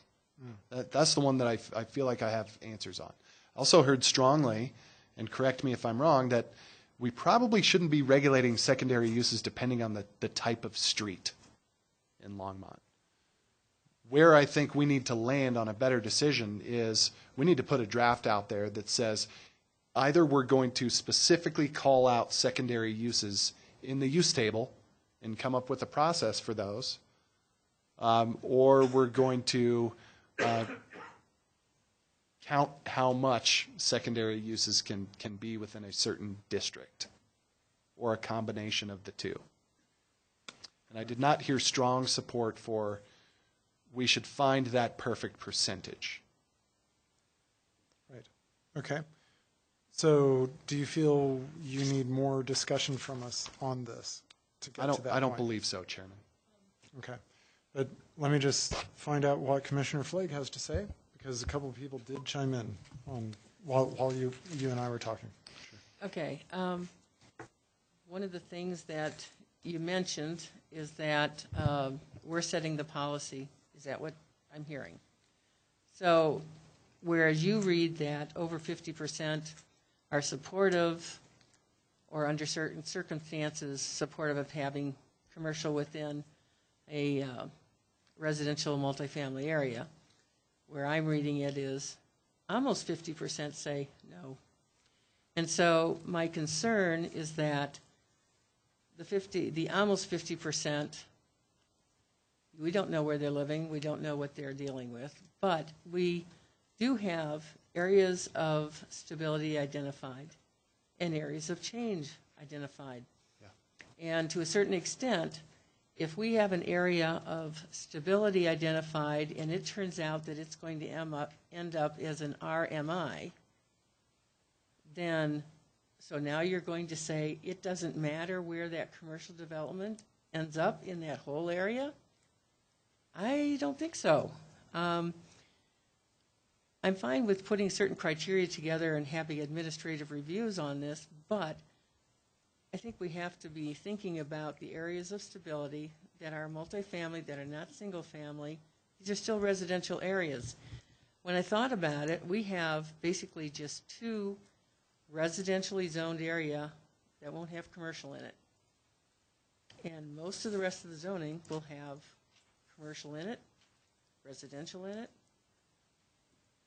So it seems odd that we don't have a little more protections for what is basically possibly areas of stability that are going to be zoned in this new zone district. So that vastly concerns me. Having staff do administrative review doesn't really concern me, but again, if there are certain criteria within a zone district and we figured out where some of these uses need to be, and that's why we have strip malls all over the place in various cities, because that's where the businesses needed to be, and usually they can feed on each other, and certainly we want to promote shared parking and all that kind of stuff. But I think just haphazardly allowing things to locate, and yes, I agree, we don't do it by street criteria because streets have changed on their criteria from when they were built based on what the traffic patterns have ended up being.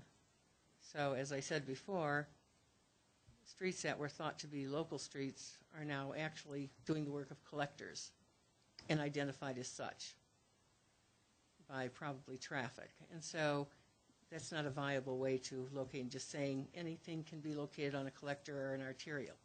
Again, I guess I come back to if we can isolate areas specific for these kinds of commercial uses within that zone district and say that's the area and no more. And again, with reference to areas of stability, I think that gets us further to where we need to be. Okay, thank you, Commissioner Flake. Tarek, shall we move on to the next item? Yes, and it's very Okay. much related to this one. Okay. So we will get into the detail. I just want to say location absolutely matters. Secondary uses, we're talking about how much of the city should include these types of uses. Now we're talking about, all right, I want to talk about what happens at those transitional boundaries with where you've got more intensive uses abutting less intensive uses. And whether that be across the street or across the alley or right next door, there are certain things that just need to be considered. And we want to draft those for you.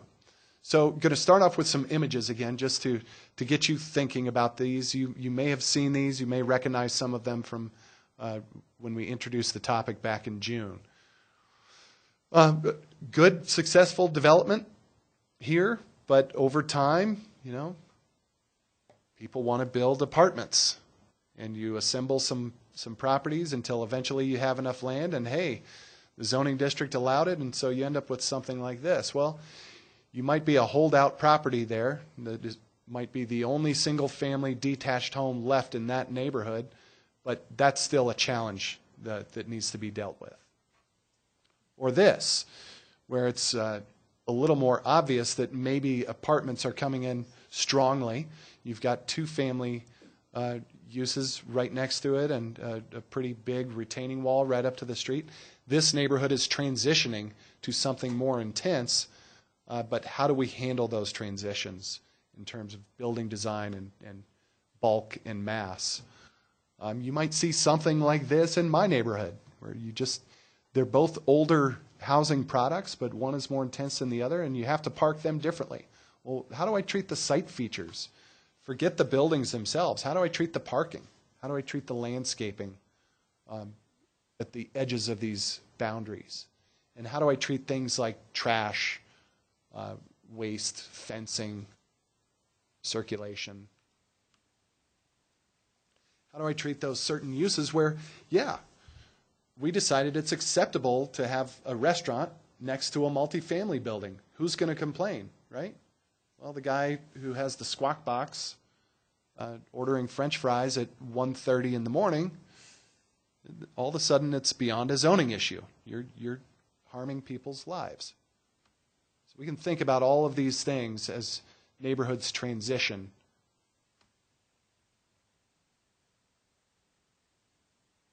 That's my house on the left. No, just kidding. Okay, so some questions about these.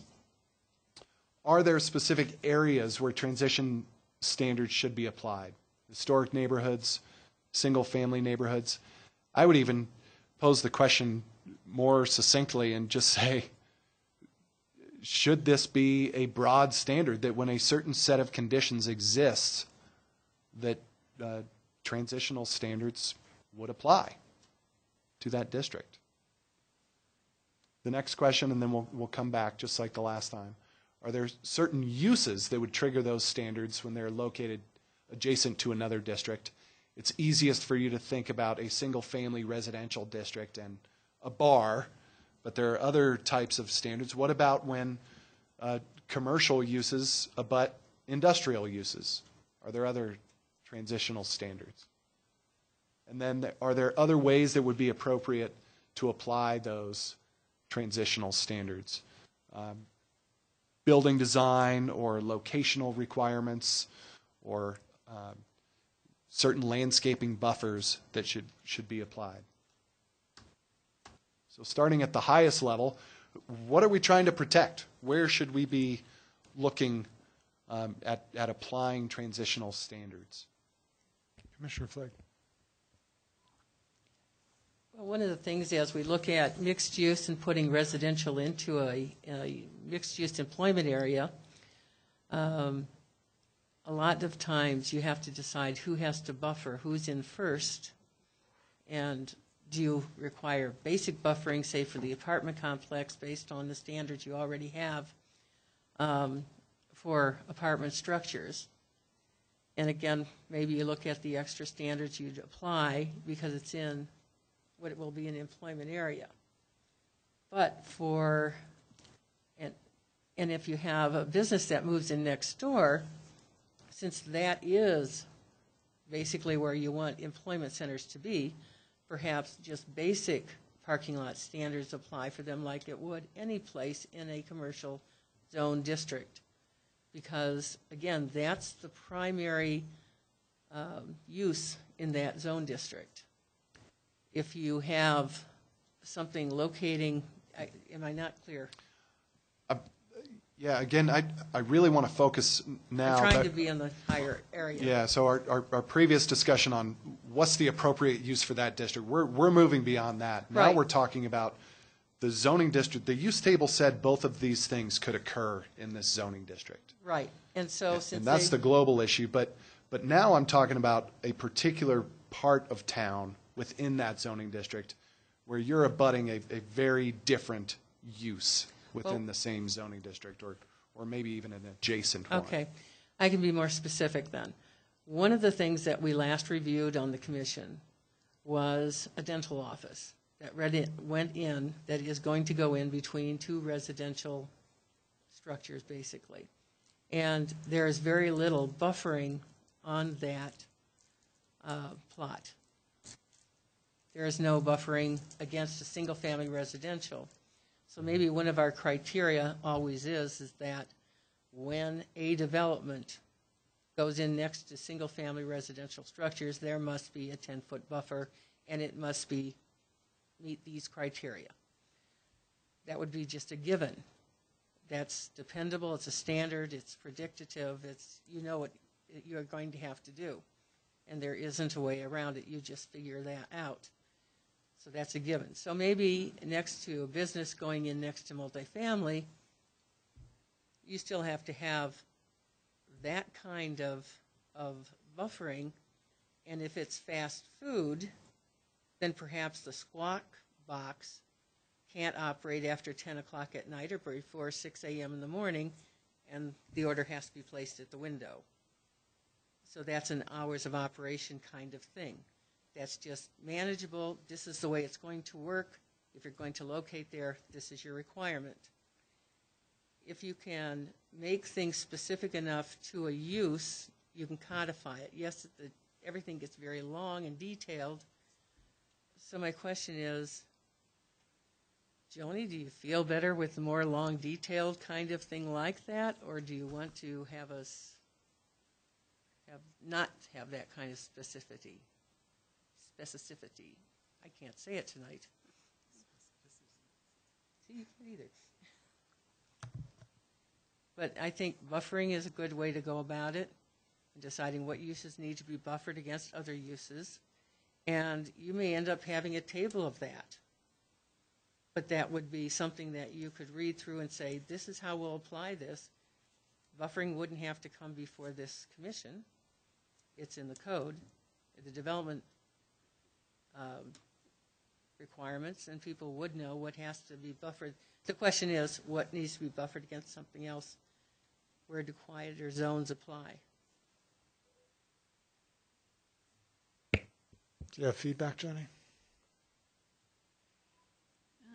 Well, I mean, I guess in my head, I'm still just thinking about what areas and do we want to have transition, not exactly what those standards would be. So it's not that I'm not tracking, but I'm not 100% in that detail level yet. I don't think just a landscape buffer is enough, because I don't think that necessarily provides the end-all be-all. And I think we'll see a lot of times where landscape buffers aren't the best place for the landscaping that's proposed, so that might not, and it might not buffer noise. So there's lots of things, I think, when you look at the issues that are going to, say, be problematic for single family adjacent to other uses in particular. I think we just really would need to really think long and hard about, is there one hard and fast set of rules that could apply at all times? And I would say I don't know that that's true or not, because I think it just, again, it could depend if you're a block off of Main Street or if you're off the alley behind the Francis Street Market. I mean, when I think of some places in my head where I think about how that plays out differently, having an alley is a different sort of separation than something that may not have that and would. So I don't know the answers to that tonight off the top of my head. I feel like that's a lot of detail that I'm not quite there yet. So we're looking more for what areas need to be buffered against other areas? Is that, so my thought would be you have to buffer residential from commercial, that you need to buffer residential from various business operations, restaurants, any place that you'd have to have deliveries or garbage collection at odd hours. Some kind of buffering to be discussed and identified later. So maybe what you identify as protected uses, like we would like to protect noise at schools. We'd like to protect noise residential developments of all kinds, perhaps, no matter where they're located. That would be my thought, to come up then maybe with a protective group and identify what you need to have in those areas, because businesses don't need to be buffered against businesses. They can just be collective in an area. Commissioner Bruno. I guess, so the short answer that I would give to that question is, my vote is yeah. I think that those specific examples, the single-family neighborhoods, the historic neighborhoods, are pretty much what comes to my mind as far as where it's needed. You mentioned earlier commercial versus industrial. I don't really feel knowledgeable enough about the issues on those borders to really say either way. I think that the way that they should be applied is, there's a lot of things that we've talked about, the landscaping, the noise thing, the use thing. I think most importantly for me would be the scale thing. I think you don't want to have a massive building next to a single-family house. I think I asked you this at a previous meeting, but I guess I'm just having a hard time imagining what this is going to look like with the matrix that you could come up with here, because different zones are hitting other zones, and maybe on one side it's hitting one zone, and the other side it's hitting another zone. I just feel like it could get very complicated. I mean, you could take this as, each of those standards applied to each of these borders just seems like it could really turn into a nightmare. So I don't know what you do. Maybe you prioritize the ones that people seem to be the most concerned about, the residential next to the commercial, and maybe I'm most concerned about scale in that case over, I think noise and landscaping, those things are issues, but priority wise, I think the scale and buffer are more important. I guess I don't really have answers to to a lot of these specifics, but that's just my 2 cents worth. Is I think we need them, at least in a couple places, and at least with a couple of criteria. How that plays itself out, I'm not really sure. I mean, it sounds like a real challenge for you guys to figure it out, really. I mean, Commissioner Polar. Okay, so as I take a look at this, and once again, I'm trying to come to something that can be easily implemented, and we don't have a lot of tables that people have to cross-reference and stuff. And when we talk about historic districts, I do agree that we probably should look at some kind of transitional boundary around those. And that seems to be something that the various historical districts have asked the city to look into. When we look at residential, what I'm looking at is you kind of separated, you have residential, you have mixed use, you have non-residential, blah, blah, blah. I would say that if we have one of the residential areas, that we can go ahead and take a look at putting a transitional around those. When we look at mixed-use neighborhood, mixed-use downtown, mixed-use employment, things that can potentially have residential in there, I personally don't want to have to try to come up with a table for somebody to go into for that. So I would say if it's termed mixed use. People know what they're getting into. They know that there's going to be mixed use in that area, and you know what? Things go in there. If it's a secondary use, I think we're kind of in the thing that a secondary use is going to be reviewed anyways by the Planning and Development Services. So in that case, the secondary use, we can use that review as determining what is or is not a good fit inside a mixed use area for a residential. I would say let's go ahead and around those things that are termed residential, because I think people, when you say it's a residential use, not mixed use, but residential, they have a certain expectation then. And so those are my thoughts. Tarek, yeah, please. I want to clarify a few points here. The transitional standards will be not a mapping exercise. We are not drawing transitions on a map. Rather, we're recognizing that all over the city, regardless of where these boundaries are drawn, there will be areas that abut more intensive uses and more intensive districts. So even aside from the secondary use conversation, if your property is residential and you happen to be on a line of a commercial zoning district, there's a problem potential there. That the zoning, you could not say no to a commercial use in a commercial zoning district. That it is an allowed use by right, single family allowed right across the street. How do we deal with those transitions? It's not a mapping exercise. It's rather pointing out in various locations within the code, if these conditions exist, you have to do something additionally.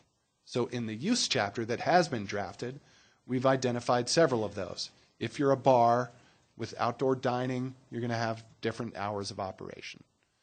If you're a nasty use and you're within 150 feet of a residential zoning district, then you're going to another set of conditions applies to you. So those standards will be in the use chapter. The landscaping has its own set of regulations that you already have those buffers defined. You already have said that buffers should be different widths depending on what types of uses you are buffering from. And we're going to clean that table up as part of the second batch. But what you won't find is a separate chapter called residential transition. Rather, it's going to be how we draft the code coherently to address all of the issues throughout the document. Does that help? Can you give an example of a community that you've worked with and how they handled, say, like residential, commercial lining up? Sure. How did their code look to deal with that? So for the drive-through example, I'll give you an example from Syracuse, New York, that has a lot of historic homes and a lot of drive-throughs. So if you're a drive-through within 100 feet of a residential zoning district, then you have to internalize your menu boards to be more toward the center of the site. And there's additional landscaping buffers. Those are in separate sections of the code. Additionally, if you go to the building design standards, if you are abutting a single-family zoning district, and we've identified what we call protected lots. If you're single-family, two-family, or if you're in a single-family zoning district, you are a protected lot. If you're within 100 feet of a protected lot, you have to step back upper stories of the building. So now you've got different standards for drive-throughs, different standards for the building design itself, different standards for landscaping as well. And so it's sprinkled throughout the code, but all with the benefit and the purpose of protecting the boundaries of those less intense from the more intense. All right. Thank you, Tarek. Commissioner Height. Yeah, that explanation was helpful because this question flummoxed me when I was trying to prep for it.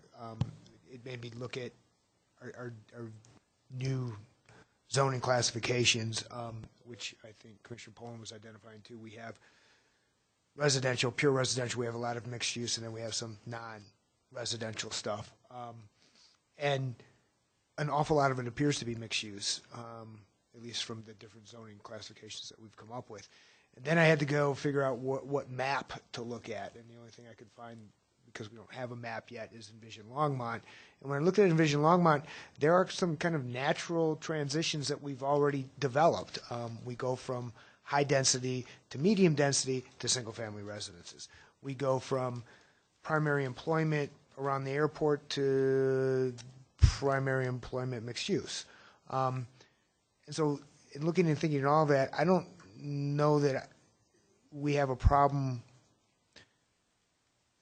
with mixed use to mixed use, that there needs to be a buffer there. I don't know that we have a problem with primary employment next to residential, just because of the way the cookie got baked here. It's just those crumbs aren't mixing. But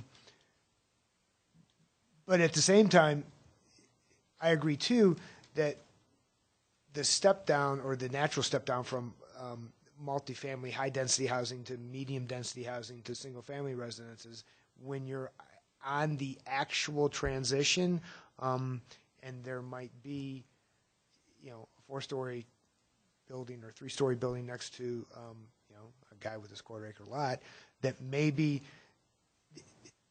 the Syracuse example, that there are some lots that are protected, and maybe it should go both ways on that zone. That, I don't know why it would go both ways, but that the residential, the lesser included activity would be protected from a more intense use right on the boundary, and that there were some architectural or other performance-based standards that helped protect that. That would make sense to me. But overall, I'm not so sure that it's a huge problem for us. Interesting idea that it could go both ways. That made me think of the person with the single-family lot being allowed to build a 5-story home because they're up against an apartment building. There are some really cool 5-story homes in Colorado Springs on Tejon and Cascade. And one of the things that strikes me about this is, well, first off, the area of mathematics of combinatorics is what you'd be dealing with if you're trying to mix the matrices that Commissioner Bruno is talking about. And it truly explodes in terms of all the possible combinations. It becomes astronomical, and we just can't do it. It's not impossible to calculate. So you can't do it. The thing that I would be looking for, similar to what Commissioner Height already did looking at the Envision Longmont map, is where do we have jumps, like severe jumps, using the old zoning, where do we go from R3 to R1? And it's jumps, in my mind, in terms of intensity, scale. Thank you, Tarek, for mentioning step back, and how can we transition across those more severe jumps. That may not be very specific, but I think you get my point. And I think that really, trying to transition everywhere for every zone against every other zone, it then just don't have zones. It becomes a pointless exercise.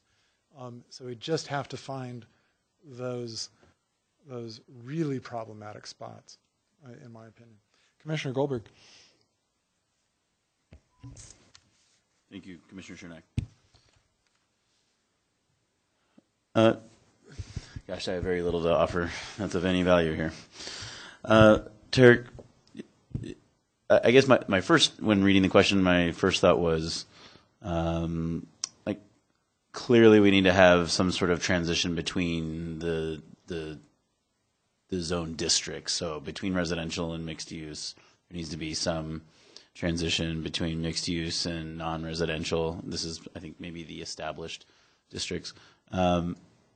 These would be kind of obvious locations where we'd want to create some sort of transitionary space. But you have identified a couple of things. You mentioned the historic neighborhoods, clearly a sensitive topic for us and something that we don't want to overlook. And then you've offered drive-through scenarios and squawk boxes. Would you mind giving us a couple other options, a couple other areas where, in your experience, municipalities have said, we need to be really careful here, we need to do a better job transitioning this space beyond the one or two you've identified? Sure. A lot of it comes down to how wide of a buffer do we need between these uses, not because they're going to be loud or violate any other nuisance regulation, but I just don't want to look at a really big thing because I'm in a really small thing. Yep. And drive-through is just one that I include as an example. Not that that will be a big issue in Longmont. Maybe you do have drive-throughs close to single-family neighborhoods, but it's just important to think that it's not always about the use. Yeah. Sometimes it is. Sometimes it's that you're a bar, you're a kennel. Let's say you're a vet clinic. Well, are you boarding overnight? Are the dogs barking at night while they're being boarded? We have thought about these things with lots of different land uses. We have also thought just more on the form side of things. If you're big and blocky and warehousey, and I'm more gable-y and neighborhoody, then I want you to be sensitive to that. Right. And when it comes to fencing regulations, that's a big one as well. If we allow an 8-foot fence because you're a more industrial use, well, I don't like 8-foot fences in my single-family neighborhood. And so those are just some more examples of things we would address, but it's all about maintaining pedestrian-friendly character where it makes sense, but still allowing the vitality of other commercial uses where they're allowed. We're not going to find these things on the map. Right. Rather, we're going to say, if you're doing this close to this type of a use or close to this type of a building, you've got to be context sensitive. Oftentimes we draft standards that say, you know what the setbacks are, but if all of the others are doing something different, we want you to fit within that context. So that's just another example where you can offer options for people to fit into a neighborhood more easily. Okay.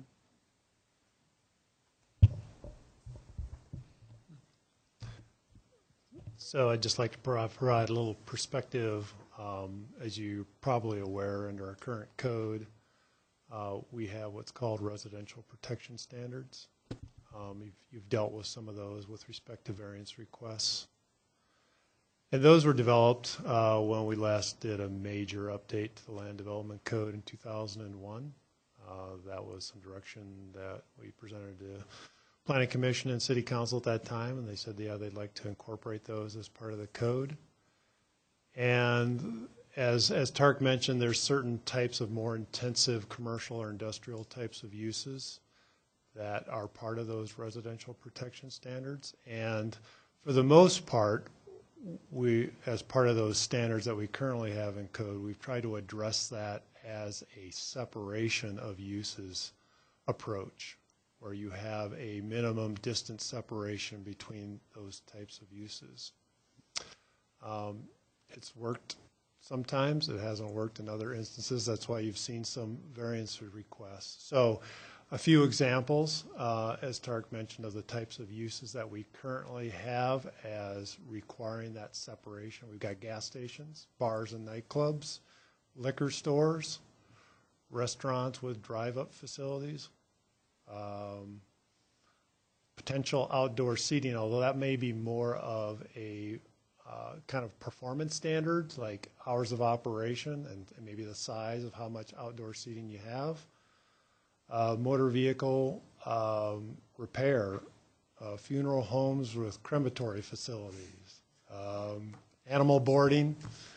So those are a few examples. And so as part of this update, we've talked about whether that still works or not, or whether some of those uses we may still want to have some separation. some of those uses we may want to look at more performance standards and how we kind of address the separation or the impact of those uses when they're nearby a residential area. And Commissioner Schernak, you mentioned the survey that we put out. We did ask a question about when you're providing adequate transitioning, what's more important? And I think a few items were noted in the communication as well. Separation was actually kind of the least important that was noted in that survey response. Things such as limiting nuisance factors, having appropriate building massing and architectural compatibility, buffers, landscape buffers was important, and limiting hours of operation. Those were more important than having just a physical, necessarily a separation between uses. Thanks, Brian. I'll just finish with, you listed all of those uses that kind of come with their own baggage already. What about ball fields and maybe as it relates to stadiums at Longmont High School or what have you? Do those come with their own limitations as well? It does, from the perspective that we can't really regulate the school district's facilities. We can regulate lighting standards on non-school related properties, and that is often another residential protection standard that we include in another chapter of the code. You've highlighted another good one. If you're in a parking lot, you can have taller light poles. That's great. If you're in a parking lot next to a single-family residence, you got to bring the height of those light poles down so that you're causing less of a glare.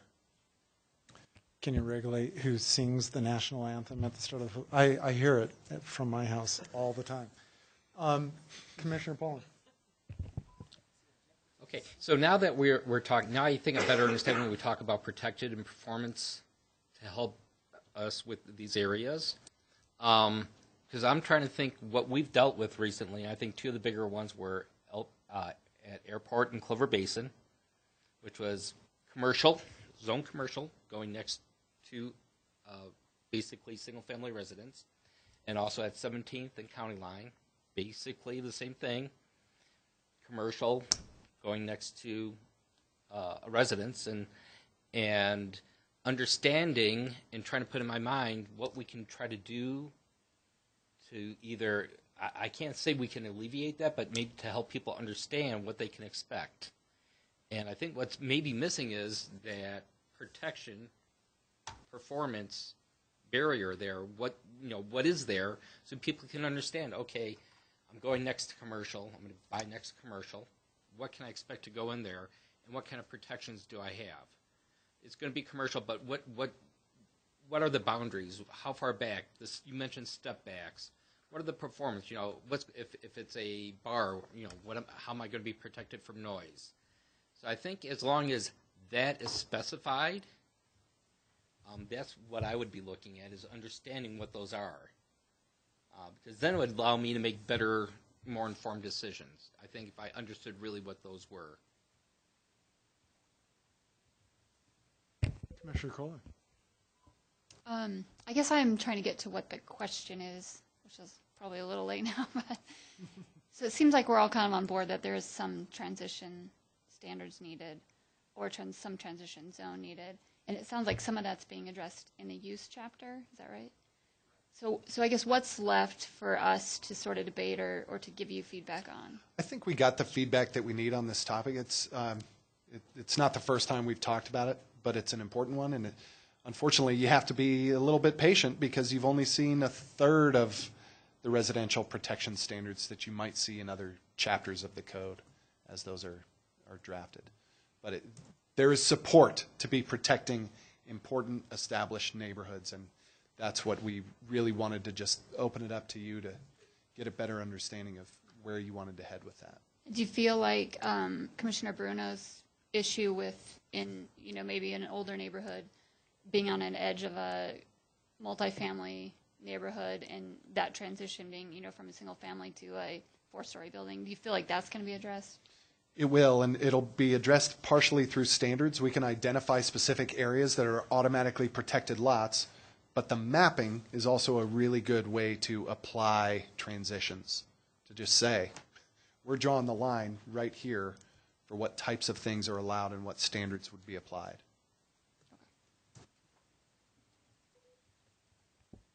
Commissioner Bruno, do you have something to add? It looks like we're pretty close to moving on.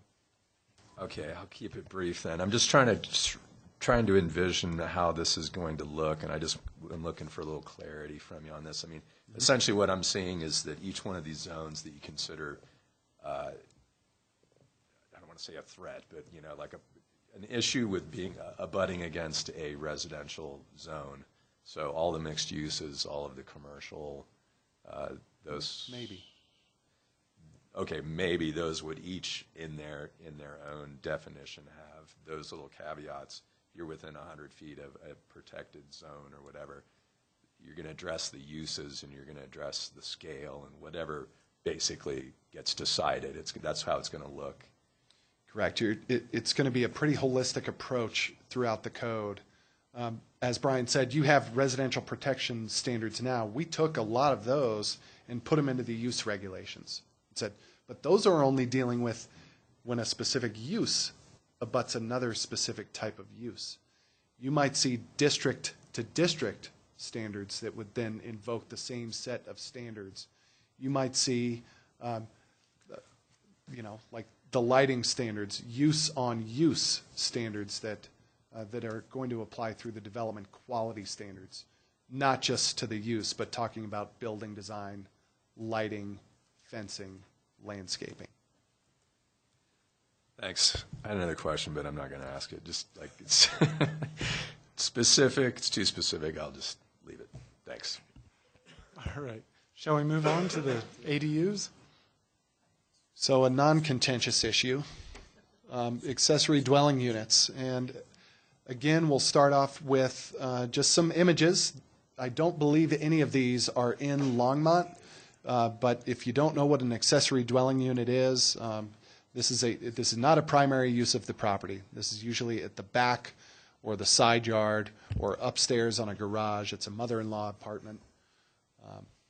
So I'm just going to show you some images of the various different kinds of things that we've seen around the state, around the country, around the city. You have big ADUs on top of big garages right up next to the alley. You have pretty ones in older and east towns. You have some that are tucked back and accessed directly from the street that are above garages. You have really big, cool, modern, funky ADUs with a bar, maybe, it looks like. I don't know. You have this. This might be in Longmont. You could convince me that was in Longmont, right? So lots of different types. Yeah. So just a few Longmont examples. We didn't include some pictures, but if you've ever been out in Prospect neighborhood, the ADUs were developed and incorporated as part of their regulatory plan. So obviously they're allowed, associated, I believe, with single-family detached type of lots, and so there's quite a few down in Prospect. They're also incorporated into the Mill Village PUD out by Highway 119 and County Line Road as well. I think maybe, I can't remember if they were incorporated into Prairie Village or not, but several of the kind of the master plan kind of PUD type of developments have incorporated those ADUs. We've also seen some obviously developed in other parts of the community as well. In the older parts of downtown, some of the historic neighborhoods have incorporated ADUs as well. So we're not seeing a ton of them in terms of applications. I think it's mentioned in the communication, maybe 5 a year on average. So just kind of wanted to provide that perspective as well. 5 permitted a year. So a couple of questions related to these. The arguments for ADUs is that we've got an affordable housing crisis, and boy, this offers another opportunity to create some housing options and additional density within the community that we otherwise could not achieve by limiting it to one house on a lot. Questions related to that, what types of standards should apply to accessory dwelling units? Additional dimensional standards within a specific zone district? For example, should you be required to have a larger lot if we're going to allow you to put that additional dwelling unit on the property? Some communities require that the lot be alley loaded to approve an accessory dwelling unit, just so that you don't have backyards where ADUs are actually looking at each other along the property lines. Should those standards, if you wanted to adopt those, apply to only certain zoning districts, like the most sensitive zoning districts, the large lot single family residential zoning districts or your historic districts?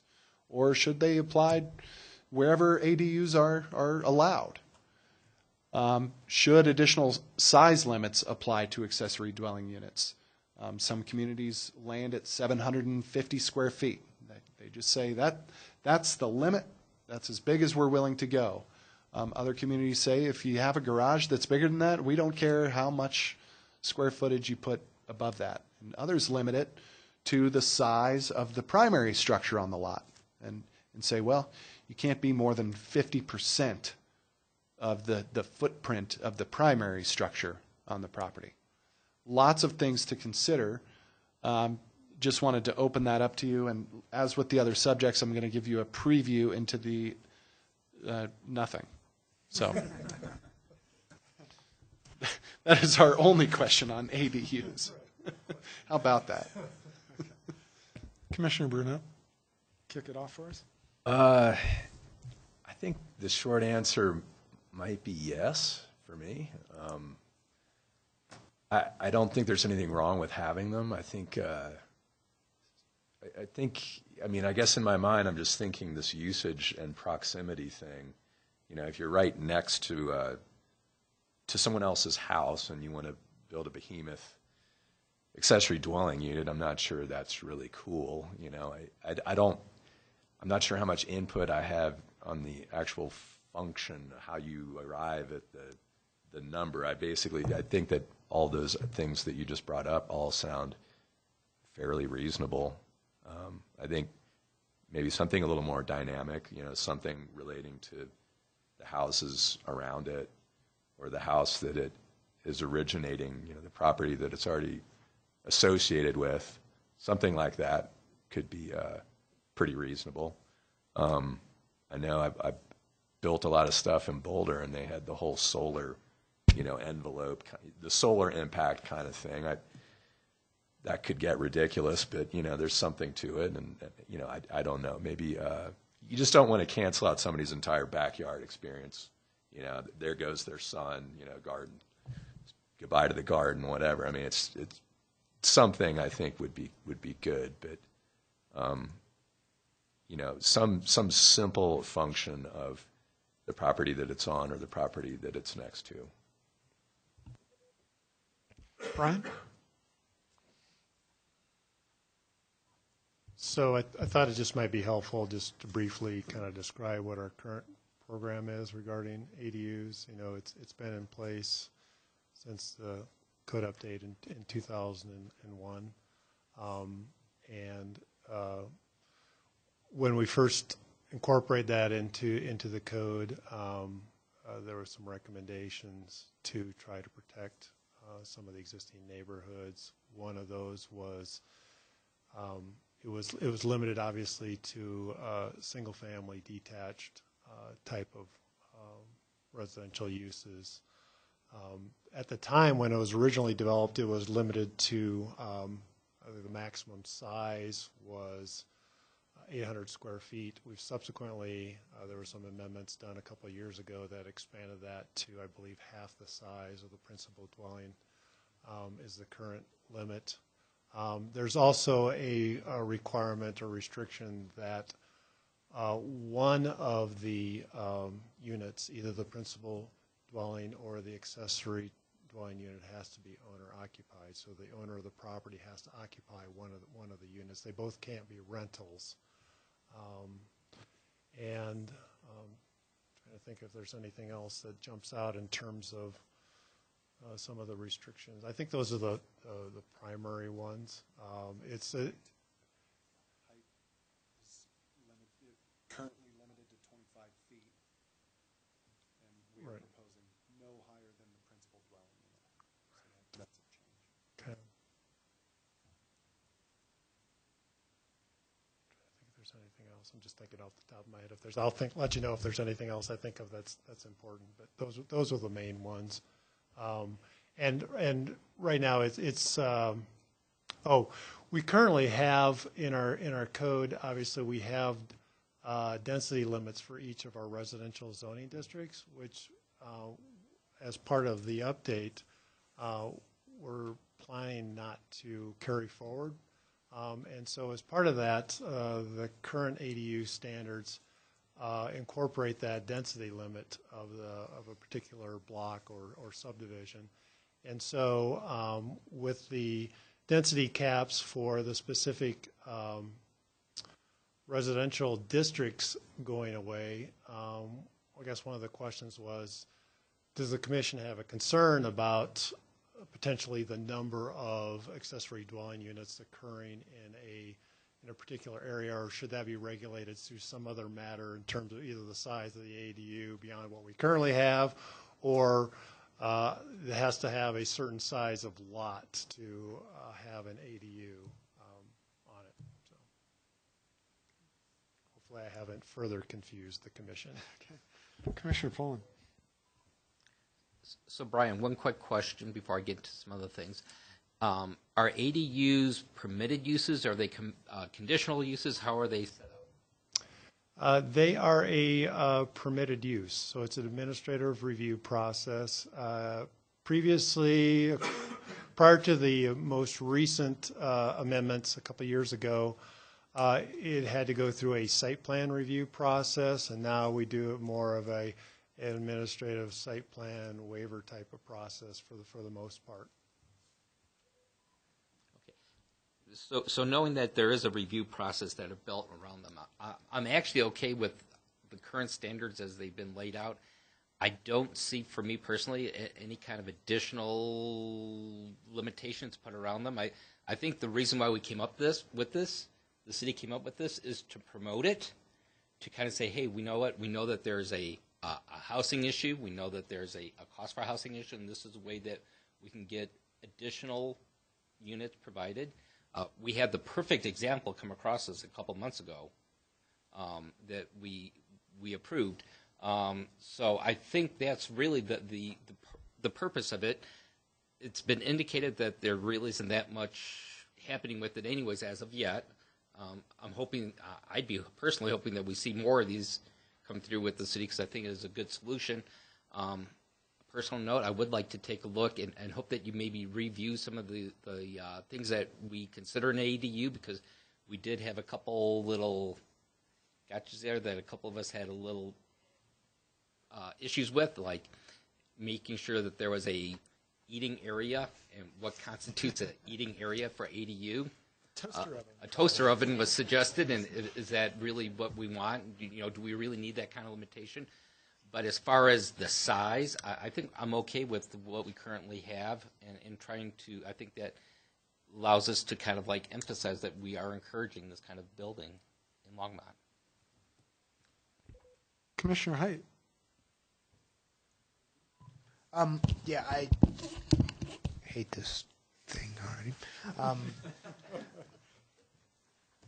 Personally think that we probably want to help encourage ADUs. I think they're a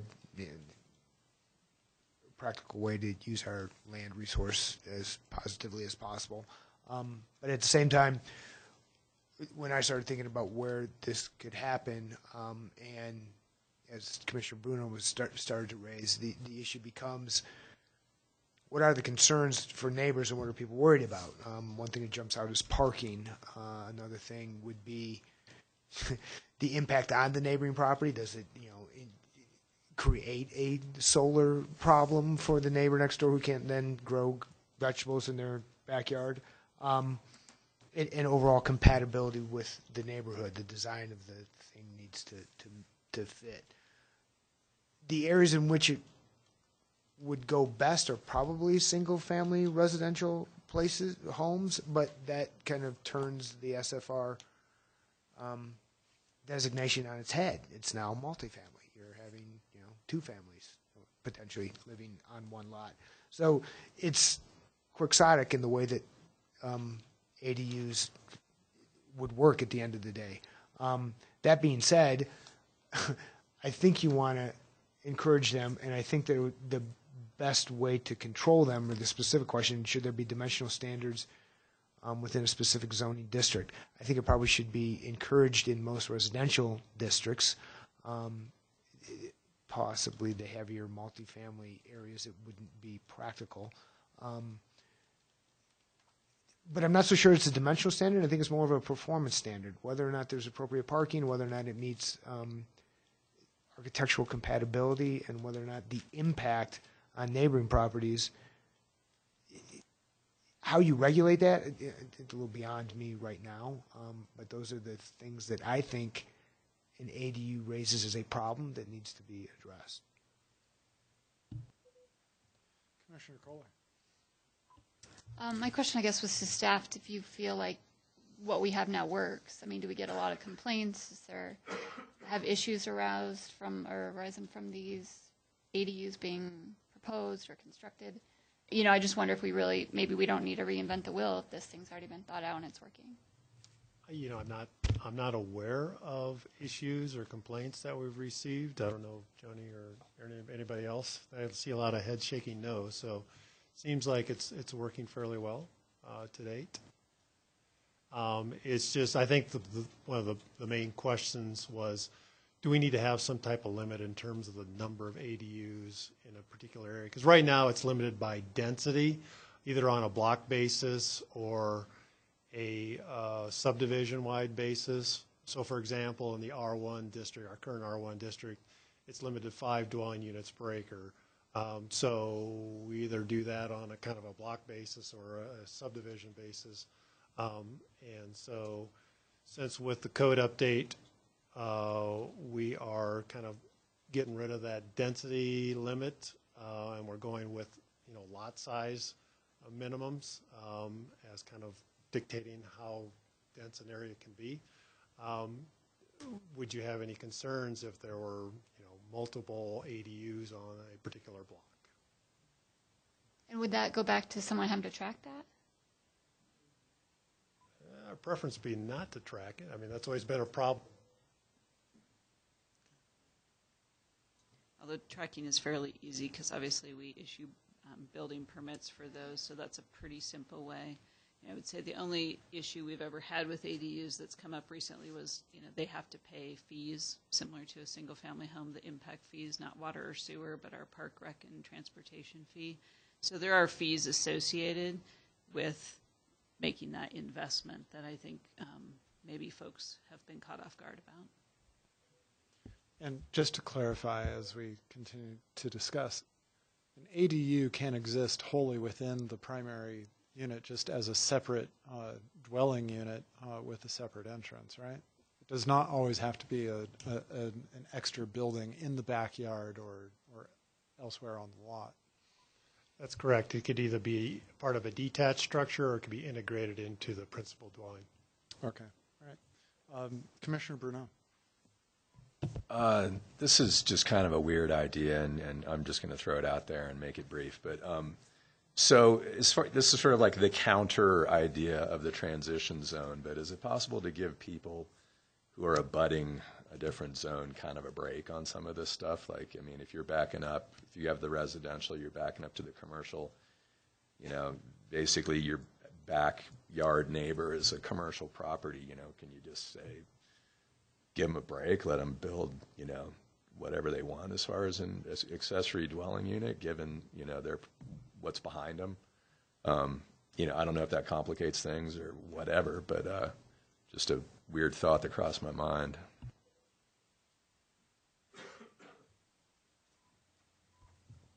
I appreciate the suggestion. It does complicate things a little bit just by way of controlling what happens on the adjacent properties over time. So as commercial properties transition from one thing to something else, and then you're creating a new set of conditions, and boy, you said it was okay over here, why shouldn't I be allowed to do it? We're in the same zoning district.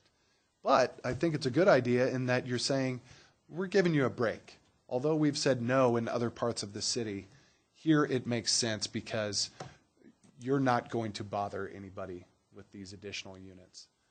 It's something we can consider. Everything is on the table now, so I appreciate the suggestion. Commissioner Goldberg? Tarek, I'm supportive of the code as it reads in our packet with the 3 conditions identified. 1 unit per lot, not to exceed 1/2 of the size of the finished floor area of the principal unit, and the height shall not exceed that of the principal unit. I'm going to chime in on a few concerns I have. I do lean with Commissioner Height on the performative aspect, and also what Commissioner Bruneau is saying about setbacks. So if it is a separate structure, I think setbacks, parking, and those sorts of relationships to the surrounding properties are actually going to drive more how big the ADU actually can be rather than half the FAR. And I'm not convinced that half of the floor area of the primary unit makes a lot of sense when the primary unit is a smaller house. People with larger lots, I think, maybe bought that lot so they're not surrounded by other people. People who buy smaller houses on smaller lots don't mind density, and they might actually be more willing to put in ADUs and even go even more dense. So the idea of allowing ADUs only on larger lots seems like it may not work that way. It seems a little counterintuitive, but people on smaller lots might actually prefer ADUs. Not saying that people on large lots are misanthropic, but the other thing that I'm also a little trying to figure out, the whole movement of the tiny house movement, the way that of course the people who started doing this got around things was by building these structures on trailers. Our code does not allow you to park a trailer on a lot and live in it, and yet this is really the birthplace of the current conception of what an ADU is, as compared to the older mother-in-law apartment.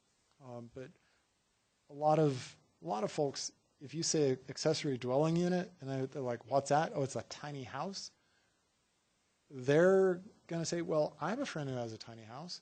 Can't I put it in my backyard?" "Nope, it's on a trailer." So how do we help those folks who have been pioneering tiny houses and get them off of trailers and get them on, to meet code? Or do we just say, well, because it's architecturally compatible, it looks like a 1890 house, but it's on a trailer, just put a skirt around the trailer and then put it in the East Side historic neighborhood? Is that okay? So do we make an exception to the trailering issue in order to allow some of these?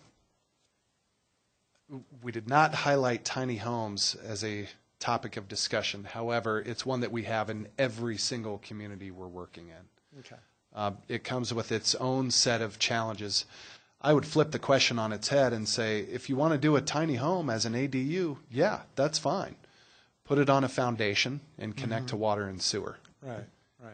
A tiny home is just a small dwelling. It is really no different. If it's on wheels or on a trailer, it's a trailer. And if you want to get into regulating how those look, and that's your trigger for whether or not it's acceptable in a certain neighborhood, you're walking on a very slippery slope that I would not recommend. Yeah. In most cases, I recommend, first of all, not mentioning the word tiny home in the code unless you feel like you need to. Either allow small single-family dwellings, which you do today. You don't have a minimum dwelling size, but they have to meet building code, which means you're going to put it on a permanent foundation and connect to the city services. As an ADU, you run into certain controls if you wanted to allow trailers. And that means you don't know when they're coming in and when they're coming out, and how many of them might pull into the backyard at one point. And little problems can pop up. I am a proponent of that use type in a controlled environment. And you're seeing a lot of RV parks turn into tiny home communities and co-housing living where you're willing to allow multiple dwellings on a single lot. You can define those, and that's a perfectly fine use.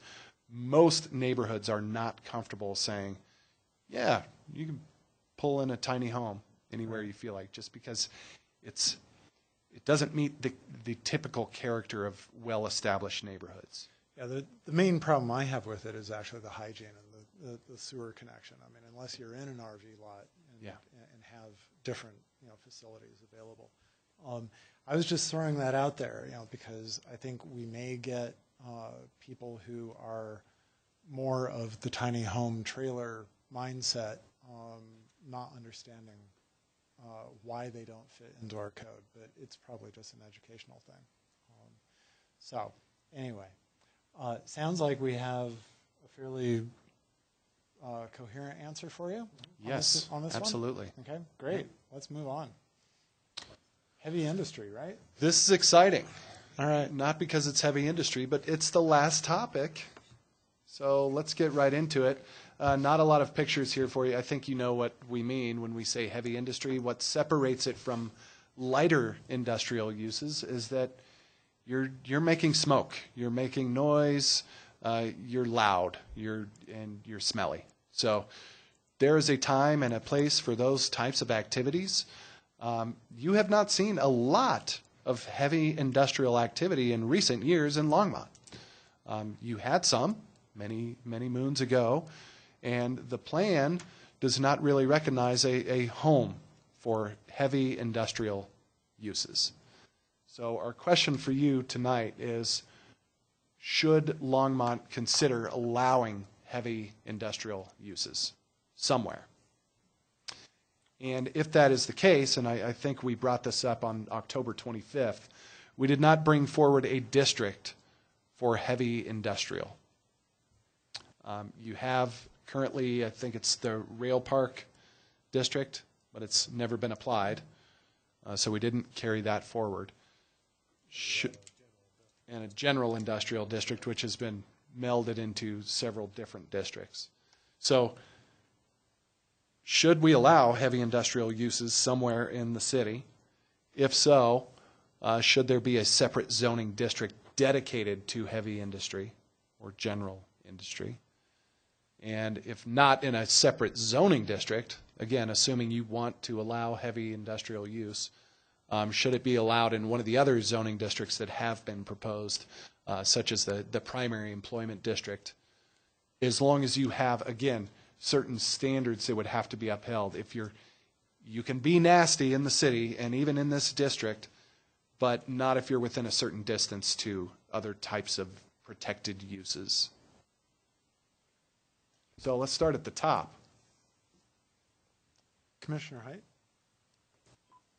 Well, first, my observation would be that I think we do have at least some heavy industry on Martin Street. Is the only place I can think of where it takes place, where the city has some resource recovery activities, but there's also a smelter there. There's also a scrap metal yard there. There's some heavy industry there. And when I started studying more carefully the different zoning districts that we're proposing now too, it seems to me that the NPE does cover industry. I don't know if there's a difference between what you're thinking of heavy industry versus industry, but manufacturing industry, research and development, that all seems to fit within that zoning district. So though it's not called general industry, is it not otherwise covered? Am I missing something there?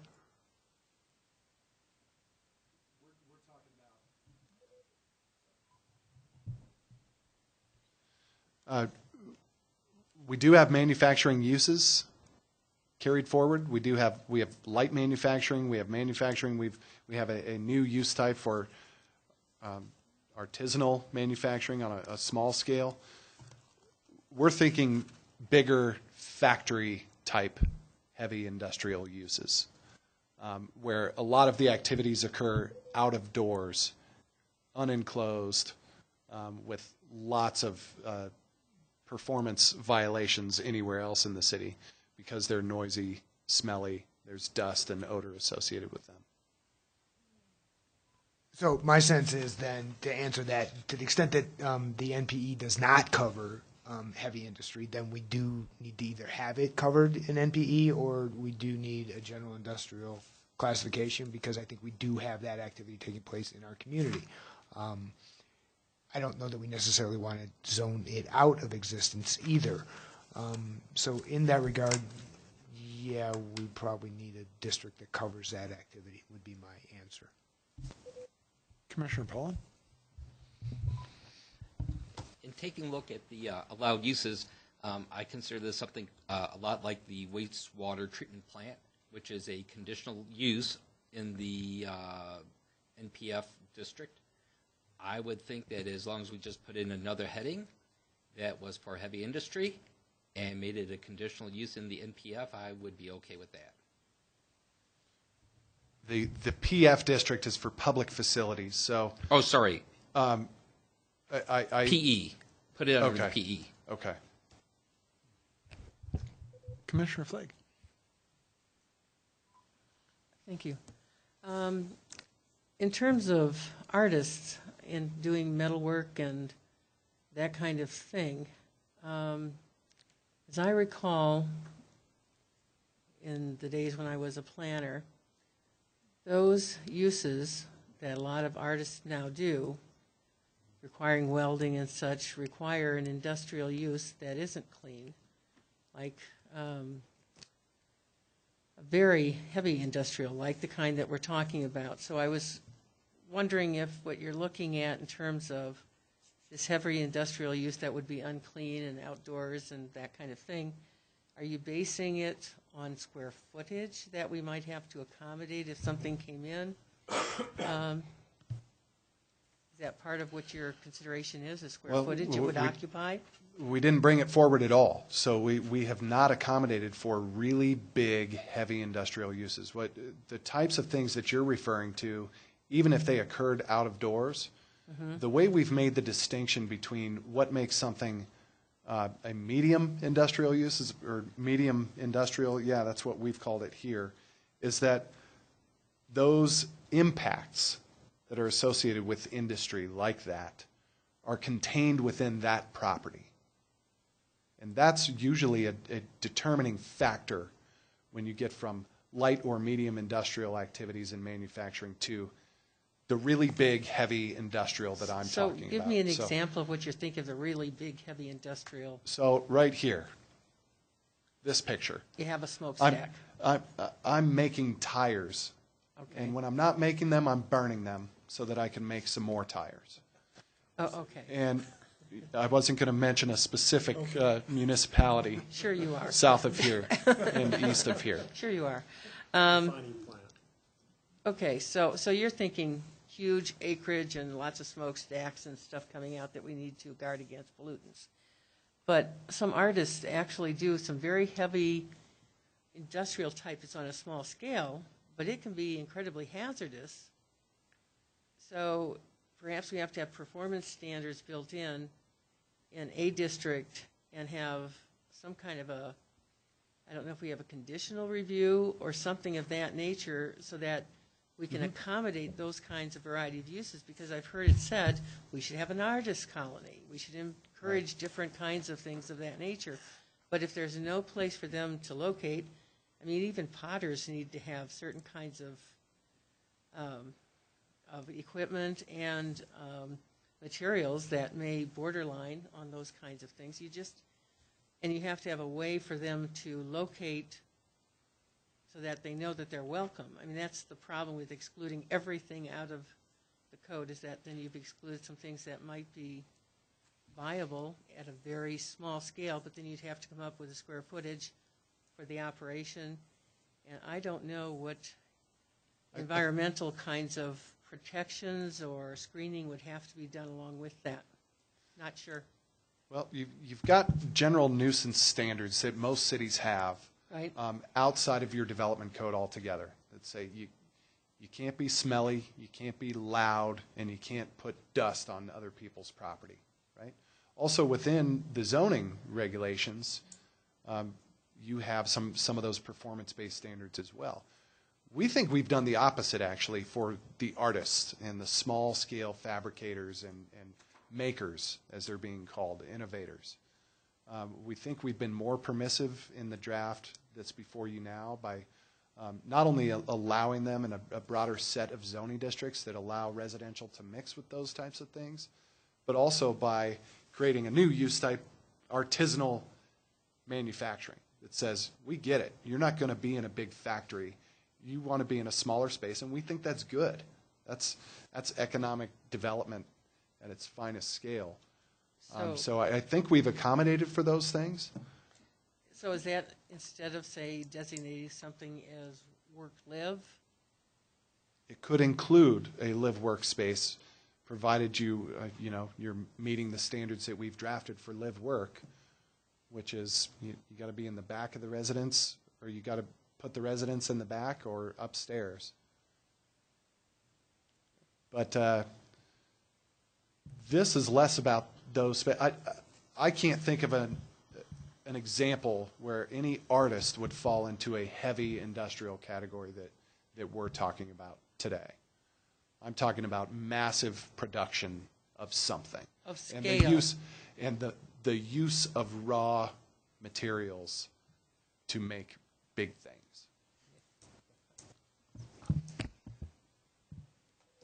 Commissioner Kohler. Well, part of me feels like we probably need to have a place for heavy industrial, just in the event that we're not able to foresee the future and something comes up where it seems like it should go there. But I'm sort of hearing you say that all the other standards we have probably wouldn't allow something like that anyway, and so is that right?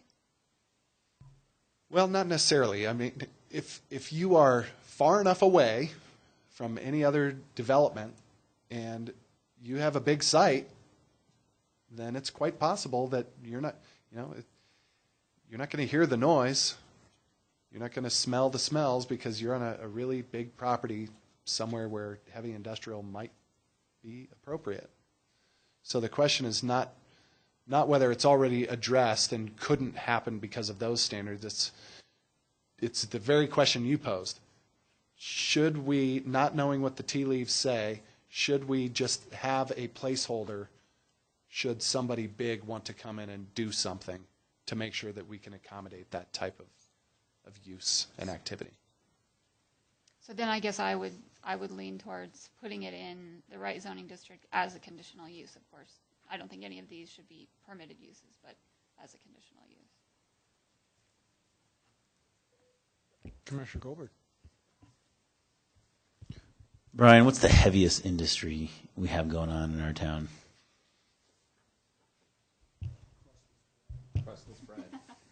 I had one last night. At first, it tasted like Longmont. Well, the example of the foundry was brought up along Martin Street.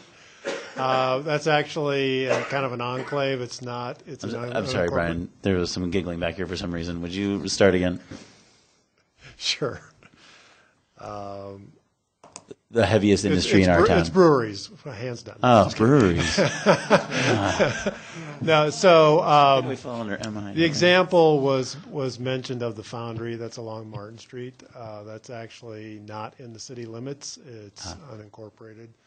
But that would be an example, I think, of a it's a smaller scale foundry, but that would be an example of a heavier type of industrial type of use. What will? I mean, we do have some salvage yards that were brought into the city that are considered non-conforming uses. But anyway, sorry. And what is Smucker's? I know everyone's giggling about it back here. What is that considered? Medium industrial. Medium industry. I'm just thinking of other large scale facilities. What's the Amgen facility, AstraZeneca? So Amgen it's under the current BLI, business light industrial zoning. That could fit either under medium or potentially light industrial, depending upon the types of use. So most of the use at the Amgen site was research and development, some warehousing, some manufacturing, but a lot of it was research and development. When was the last time heavy industry was considering coming into Longmont or applied for a permit or wanted to come in? I can't think of a good example. Okay. Is the CEMEX plant out in Lyons maybe the closest thing to heavy industry we have in our region? That would be. It's not ours, but yeah, that would be a good example. Certainly, that cement big batch plant out there. Anyways, it sounds like we don't really have anything to compare in our town that qualifies as what Tarek's calling heavy industry. We haven't had it come up before, and maybe just to have an answer at some point, falling in line with Commissioner Kohler and Poland's suggestion of perhaps putting it in as conditional use under NPE. Thanks. Commissioner Bruno. I'd just like to also add that I agree with these guys as far as making it a conditional use and not giving it its own designation. I just have a quick question too. That I remember recently we passed this gravel mining operation over off like down by First or whatever. They're not manufacturing, but that seemed like a pretty large operation. What does that fall under exactly? So that's a mining operation. We did not create. I mean, obviously, that mining operation was originally approved through Boulder County, and then that property was coming through annexation. And so, as part of that, we did not develop specific mining regulations. And so I think I haven't worked on that project, but I think we basically incorporate that as part of a PUD approval for that site, and they would have to follow whatever precedent approvals there were for the mining and future reclamation on that site. Anybody else care to jump in? Yeah, Chair Shernick, Commissioner Goldberg. That was State. Or was it Commissioner Bruno? Sorry. Getting late. Yeah, Brian has it right. I remember that was a strange ordinance. It was sort of a one-off. We put it into a PUDI, and it would only be allowed in a PUDI, and only if it were addressed in the PUD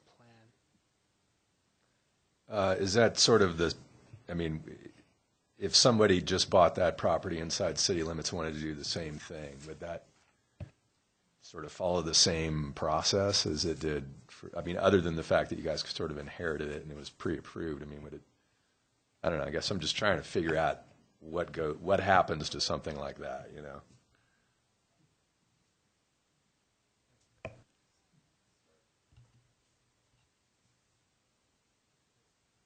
Button. The restrictions that are on the mining that were approved are limited to where they can only excavate and haul material off the site. So it'd be similar to any kind of subdivision construction that's going on right now. When somebody is putting in infrastructure, they're digging up the dirt, they're setting it to the side, they're digging out the gravel, they're putting it into a truck, and it's being hauled off to Weld County to be processed, crushed, shaked, sorted, and everything else. The only way that you can get an approval for that, the way that we change the code, is that it has to be a request at annexation that the council has to approve with a PUD zoning district, and then it also has to have the reclamation plan in there, which is why when Ava brought that up, it had 3 concept plans attached with it, one for the construction and of the mining itself, the reclamation, and then a requirement that had to come back through for future development approvals after the reclamation was completed.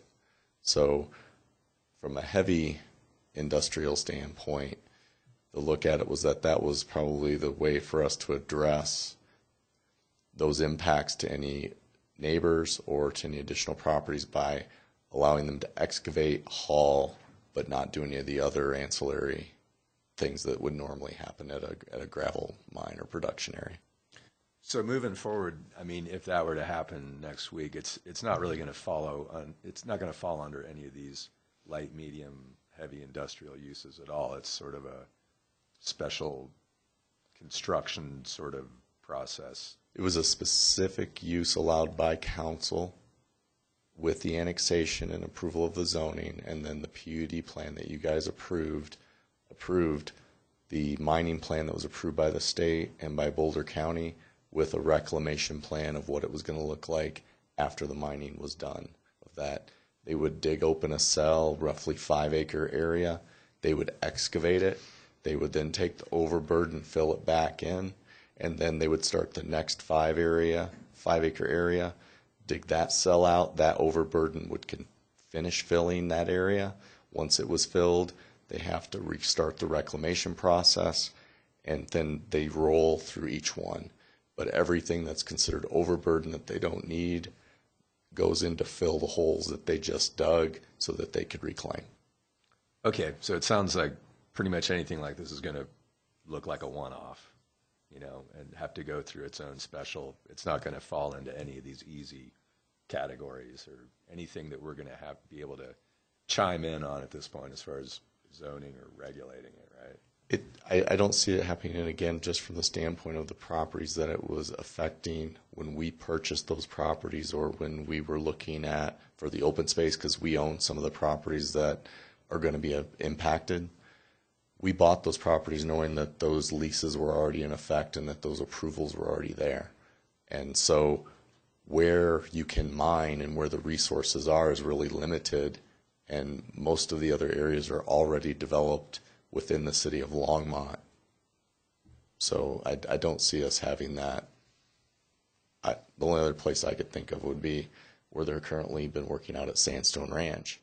But that's been happening since we purchased the property, and I don't know that anybody's really had any complaints or issues with that because it's been on the south side of the river. I just don't see us having other properties that we're going to bring into the city that are going to be able to be mined. Okay, thanks. Mm-hmm. Question, Tarek. How would like a fracking site be categorized? I know. But yeah, but here's it's here's an oil and gas production facility, and we are not That's not allowed. Okay. We are not rewriting those regulations. Okay. So yeah, as part of this process. Okay, so given how the people of Longmont voted to have a fracking ban, and of course we know the whole history with it, my take is that our restrictions on heavy industry, if we're going to have a zone for it, should be as stringent, if not more so. Because heavy industry, the way you're describing it, does many of the same things that people were objecting to with fracking activities. So, such as air pollution, noise, et cetera, et cetera. So I think we just need to keep that in mind if we proceed with a heavy industry zone. And that's why I think everybody is in agreement, it sounds like, to make it entirely conditional. But I would even just go so far to say it's going to be a really high bar. That condition is going to be a really high bar. Well, I've heard now a couple of different things. Okay. I've heard that, no, we probably don't need a heavy industrial zoning district, that's a base zoning district for Longmont. You're just not going to get enough of it to where you need that on the books. I've heard a little bit of support for, yeah, let's make it a conditional use in the primary employment district, because if anywhere, fine, we could allow it there, but we still are going to need some conditions placed on that site. I've also heard that the last one was done through an annexation agreement and through a PUD, and although we typically recommend trying to use PUDs as few and far between as possible, this is one of those instances that often falls into that category. So I'm not asking you to vote on that question. Is it NPE as conditional use, or is it a PUD? I mean, ultimately that comes down to a city council decision in many cases. When something is proposed, what's the way that we're going to get it approved in the city or otherwise denied? But those are a couple of options. Should a desirable heavy industrial use come to the city with a proposal, you would have a couple of options to consider it. Any further comments? Okay, so I think we're through our list, right? Well, Commissioner Kohler. Sorry, I actually had a question kind of not related. I don't know if you want to jump into random questions or if this isn't the time. Go ahead, please. Are you sure? Yep. Okay, so one of the things I noticed, and this is sort of, I guess, related to the heavy industrial, is that there doesn't seem to be any place in the table of allowed uses for transmission lines that aren't serving the city. So regional transmission lines. Right. And we have some of those going through there already, so, you know, it's not completely out of the realm of possibilities that we'd get another request. And it seems like right now we'd have to, if that happened, you'd have to go to that other category where the director had to make the call. Well, I'd have to read my definition here of the essential municipal and public utility uses. Yeah, and I think that's what spurred it. So if you go to the definition of that, the last line says it doesn't include, among other things, power transmission lines not primarily serving the city.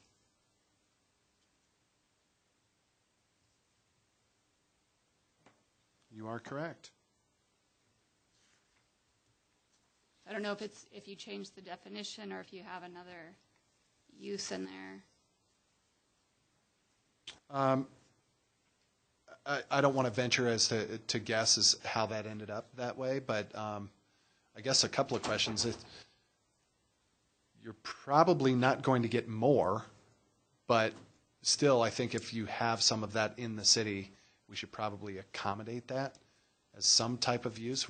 I'll need to work with Brian and the rest of staff to determine the best course of action there.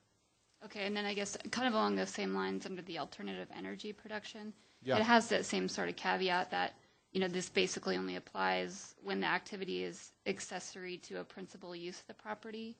Right, not utility-based Mm-hmm. scale. And maybe that was the intention, but again, I think, you know, there's possibly someone could propose a wind farm and not for the use of a property or for a facility, but for just regional benefit, and then we wouldn't have a place for it in here. Correct. Yeah. And then just one other comment was under the wireless telecommunications facilities, the definition of a lattice tower. It seems to be describing electricity, but I think it's intended to just apply to the wireless.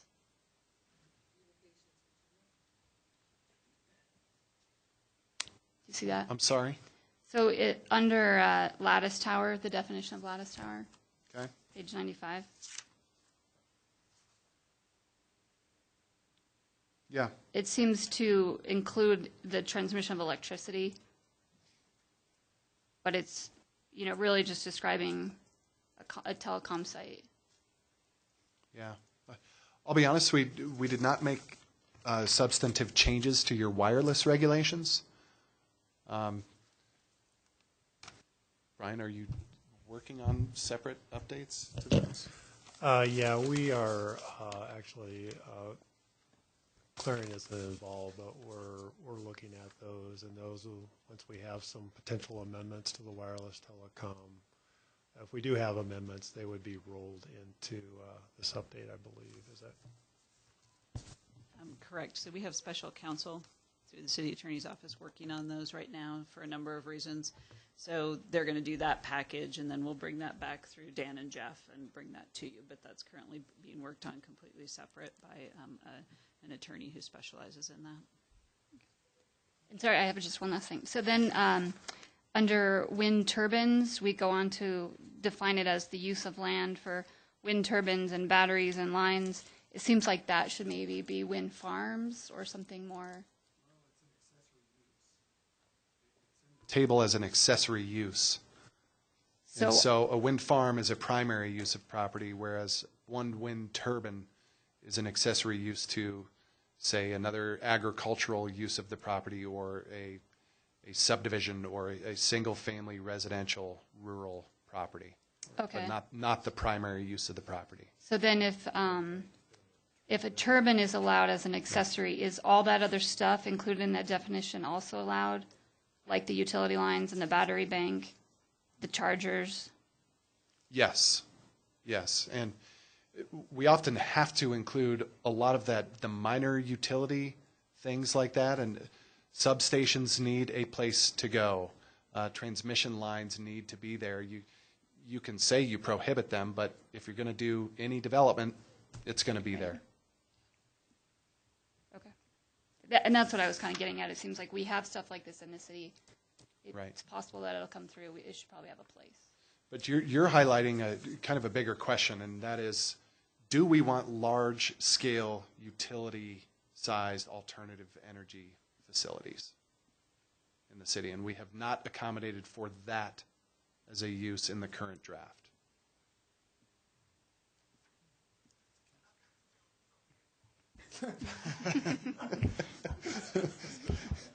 And another issue.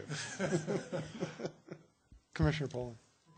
Okay, since we're asking some questions, as a Well, follow-up, quickly, as a reminder, we do want to talk about the zoning map at Yep. some point, too. We had a couple of further points on that. I'm hoping but- this will be quick. but As a please. follow-up to our last meeting, so basically the majority of the permitted commercial uses, as far as I understand, are all under mixed use. And I'm just trying to put in my head, let's say we have a grocer who wants to come in. They want to go into a strip mall, which is currently, and they want to take it down and put in some kind of grocery store. For me, a grocery store is one level. All of our mixed uses have a minimum 2 level. What happens? I'm just trying to get in my head. How does something like that go through the process then? Yeah, we talked about that at the last meeting, and there was not strong support for carrying that forward in all instances. I'm not sure if that was captured exactly that way in the minutes, but we spent a lot of time talking about, all right, why are we mandating 2 stories? I think it really depends on the specific location within the city. And so we still have a mapping job to do to figure out how that lands.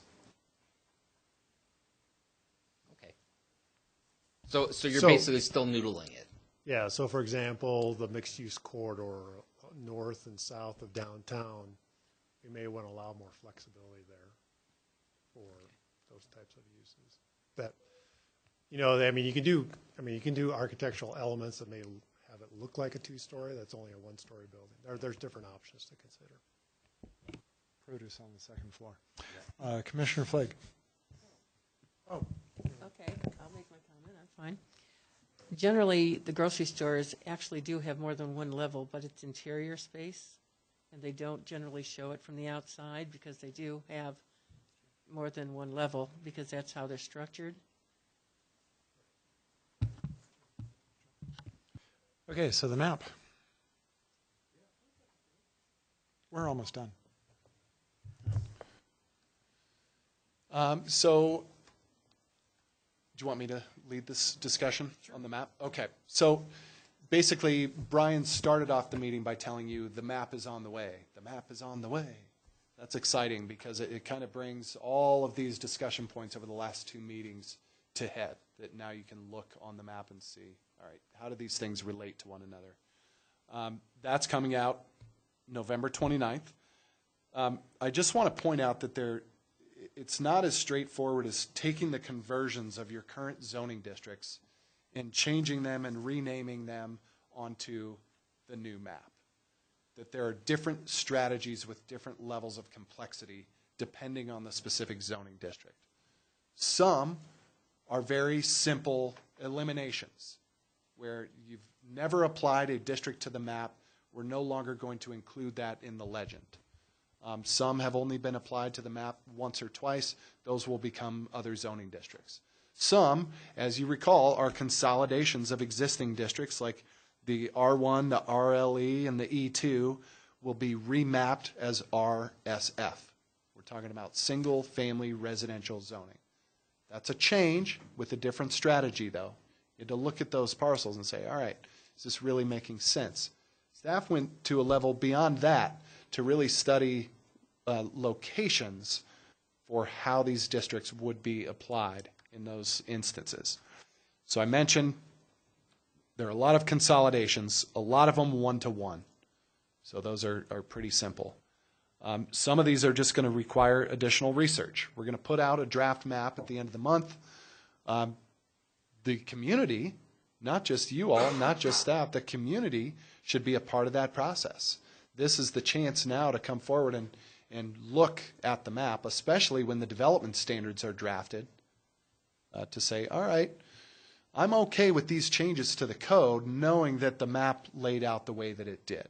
But there are going to be changes between the draft that comes out at the end of this month and the draft that is finally adopted. So it is as iterative as the actual drafting of the code language. Some of them are just renaming. We changed CBD to MUD. That's a pretty simple conversion. However, after tonight's discussion, maybe those boundaries change a little bit more. Maybe we get more fine-grained in how those districts are laid out. There are new districts, and this is a challenge because you don't have anywhere now that is mixed-use neighborhood. This is a new concept for Longmont. The tool is in the toolbox now. I'm not certain that staff has included areas or not as MUN on the map. They have. So looking, again, using the Envision Longmont plan as a primary driver to say, all right, we said this is who we wanted our city to be. Now we're taking this brand new district and applying it. That's a legislative rezoning, basically. You're saying, all right, we're rezoning these properties to something different than what they are today. We eliminated the GI district, and then planned development districts are a whole different animal. And these are problematic because they were individually negotiated. You basically have many zoning codes all over the city. What do we do with those? How do we incentivize some of those coming into the new suite of base zoning districts that were developed? Well, staff is going to take a first cut at trying to bring a lot of those PUDs into base zoning districts. That's a rezoning as well that comes with a new set of standards. You should all know that the changes that have been proposed are almost always made with the intent of being as flexible or more flexible. Would it not be more rigid when converting properties? With the exception that, residential protection standards may be more rigid when certain conditions exist. So a lot of moving parts to creating a draft map. The city has come up with a pretty cool feature where you can look side by side at your existing zoning today and the proposed zoning under the new map. So kudos to your staff for being able to do something like that. It's very helpful as a public engagement tool. What does the process look like? It's a legislative rezoning because you are literally replacing your current zoning map. At the end of the day, when this code is adopted, you need a map to implement it. That rezoning will be at the adoption of the LDC update instead of just waiting for individual properties to ask for a rezoning, which takes a long, long time. And that is officially the last topic.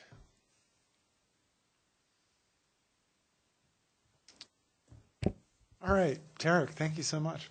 Thank you. Really appreciate it. Let's see. Next item on our agenda is our final call for the public invited to be heard. So we still have public members here. If you'd like to come forward and make comments, we'd love to hear from you. Please state your name and address for the record. Get 4 minutes, green light, 1 minute, yellow light, and then I'll cut you off at the red light. All right. Oh, please press the button so your microphone. I'm not sure. Green one. There you go. Great. Great. Cool. Perfect. New system. Paula Fitzgerald, 419 Emery Street, here in town. I'm representing in part, there's several other people here tonight from the historic East Side neighborhood. And very interesting discussion. I appreciate it. Don't have any really prepared remarks, so I've just been tracking what you've been saying in the discussion you've had and just made little notes to myself. So hopefully we can, add to your discussion by these. So in your topic about the percentage for the maximum allowed in a zoning district, one concern that I have for your consideration is the mad rush to be the first in so that you're under that cap of 49 or 33 or 25%.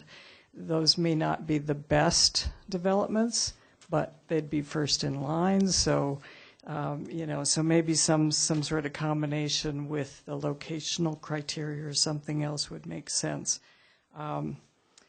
Also, I think Joni made a comment that nobody really tracks the percentages. So it would give the owners, the existing owners, a false sense of security to feel that it is being tracked, and then it actually is not. So I think that's really good input to have, and it would probably be very difficult to track. As far as secondary use approval process, like for a conditional use, I would just want you to consider that without a public hearing, as talented as staff is and able to make some decisions, sometimes input is received from existing owners, surrounding owners and stuff that might not be considered. So having the opportunity to participate in that process, I think, is a good one. Let's see.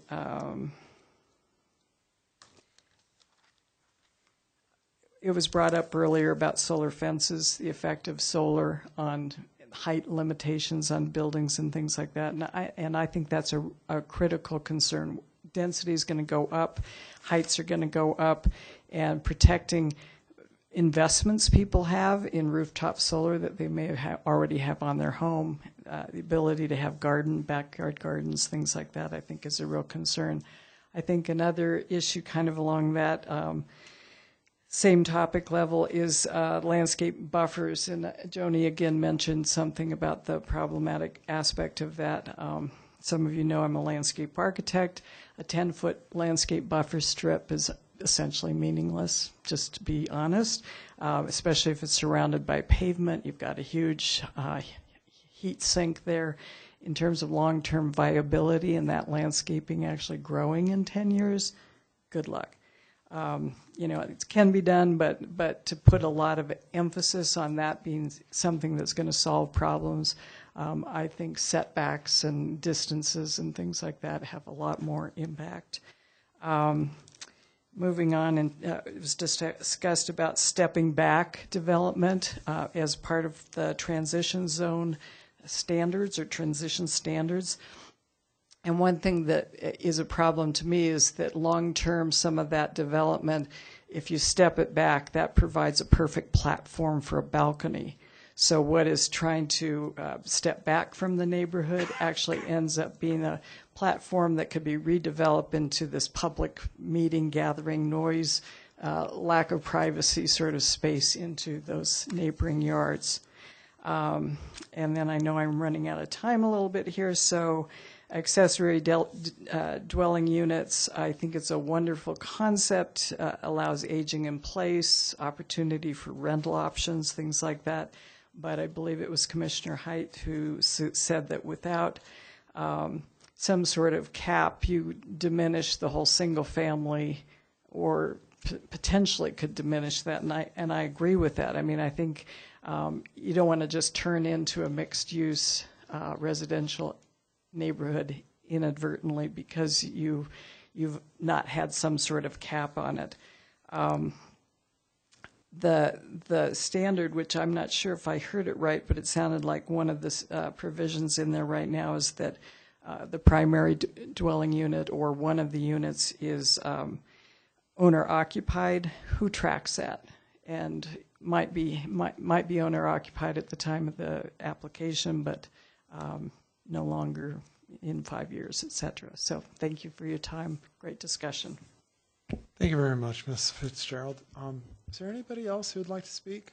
I know she was acting as a representative, but if you want to come forward, please do. Seeing no one, we'll close the public invited to be heard. Any items from the commission? Seeing none.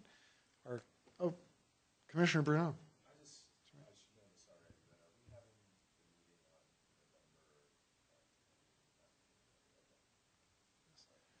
Okay, just to clarify, we will have a meeting on November 29th. So, yep. Chairman Chernak, correct. So you can all eat turkey next week, and we won't see you unless you're going to invite us to your house to eat turkey. But we will meet on the 29th, so we will, as Tark said, we will have the zoning map to talk about. We also do have, we do have one preliminary plat application, just a preliminary plat. It doesn't have a PUD along with it. And then I believe Brian has a item that he took to council last night for a code text amendment that we just want to run by you before we write that ordinance to council. So we'll try to keep that short. And then in December, we will only have the meeting on the 20th. We won't have a second meeting. Okay. Anything else, Joni, for your section with items from you? No? Okay. All right. Unless somebody objects, we'll adjourn. Thank you.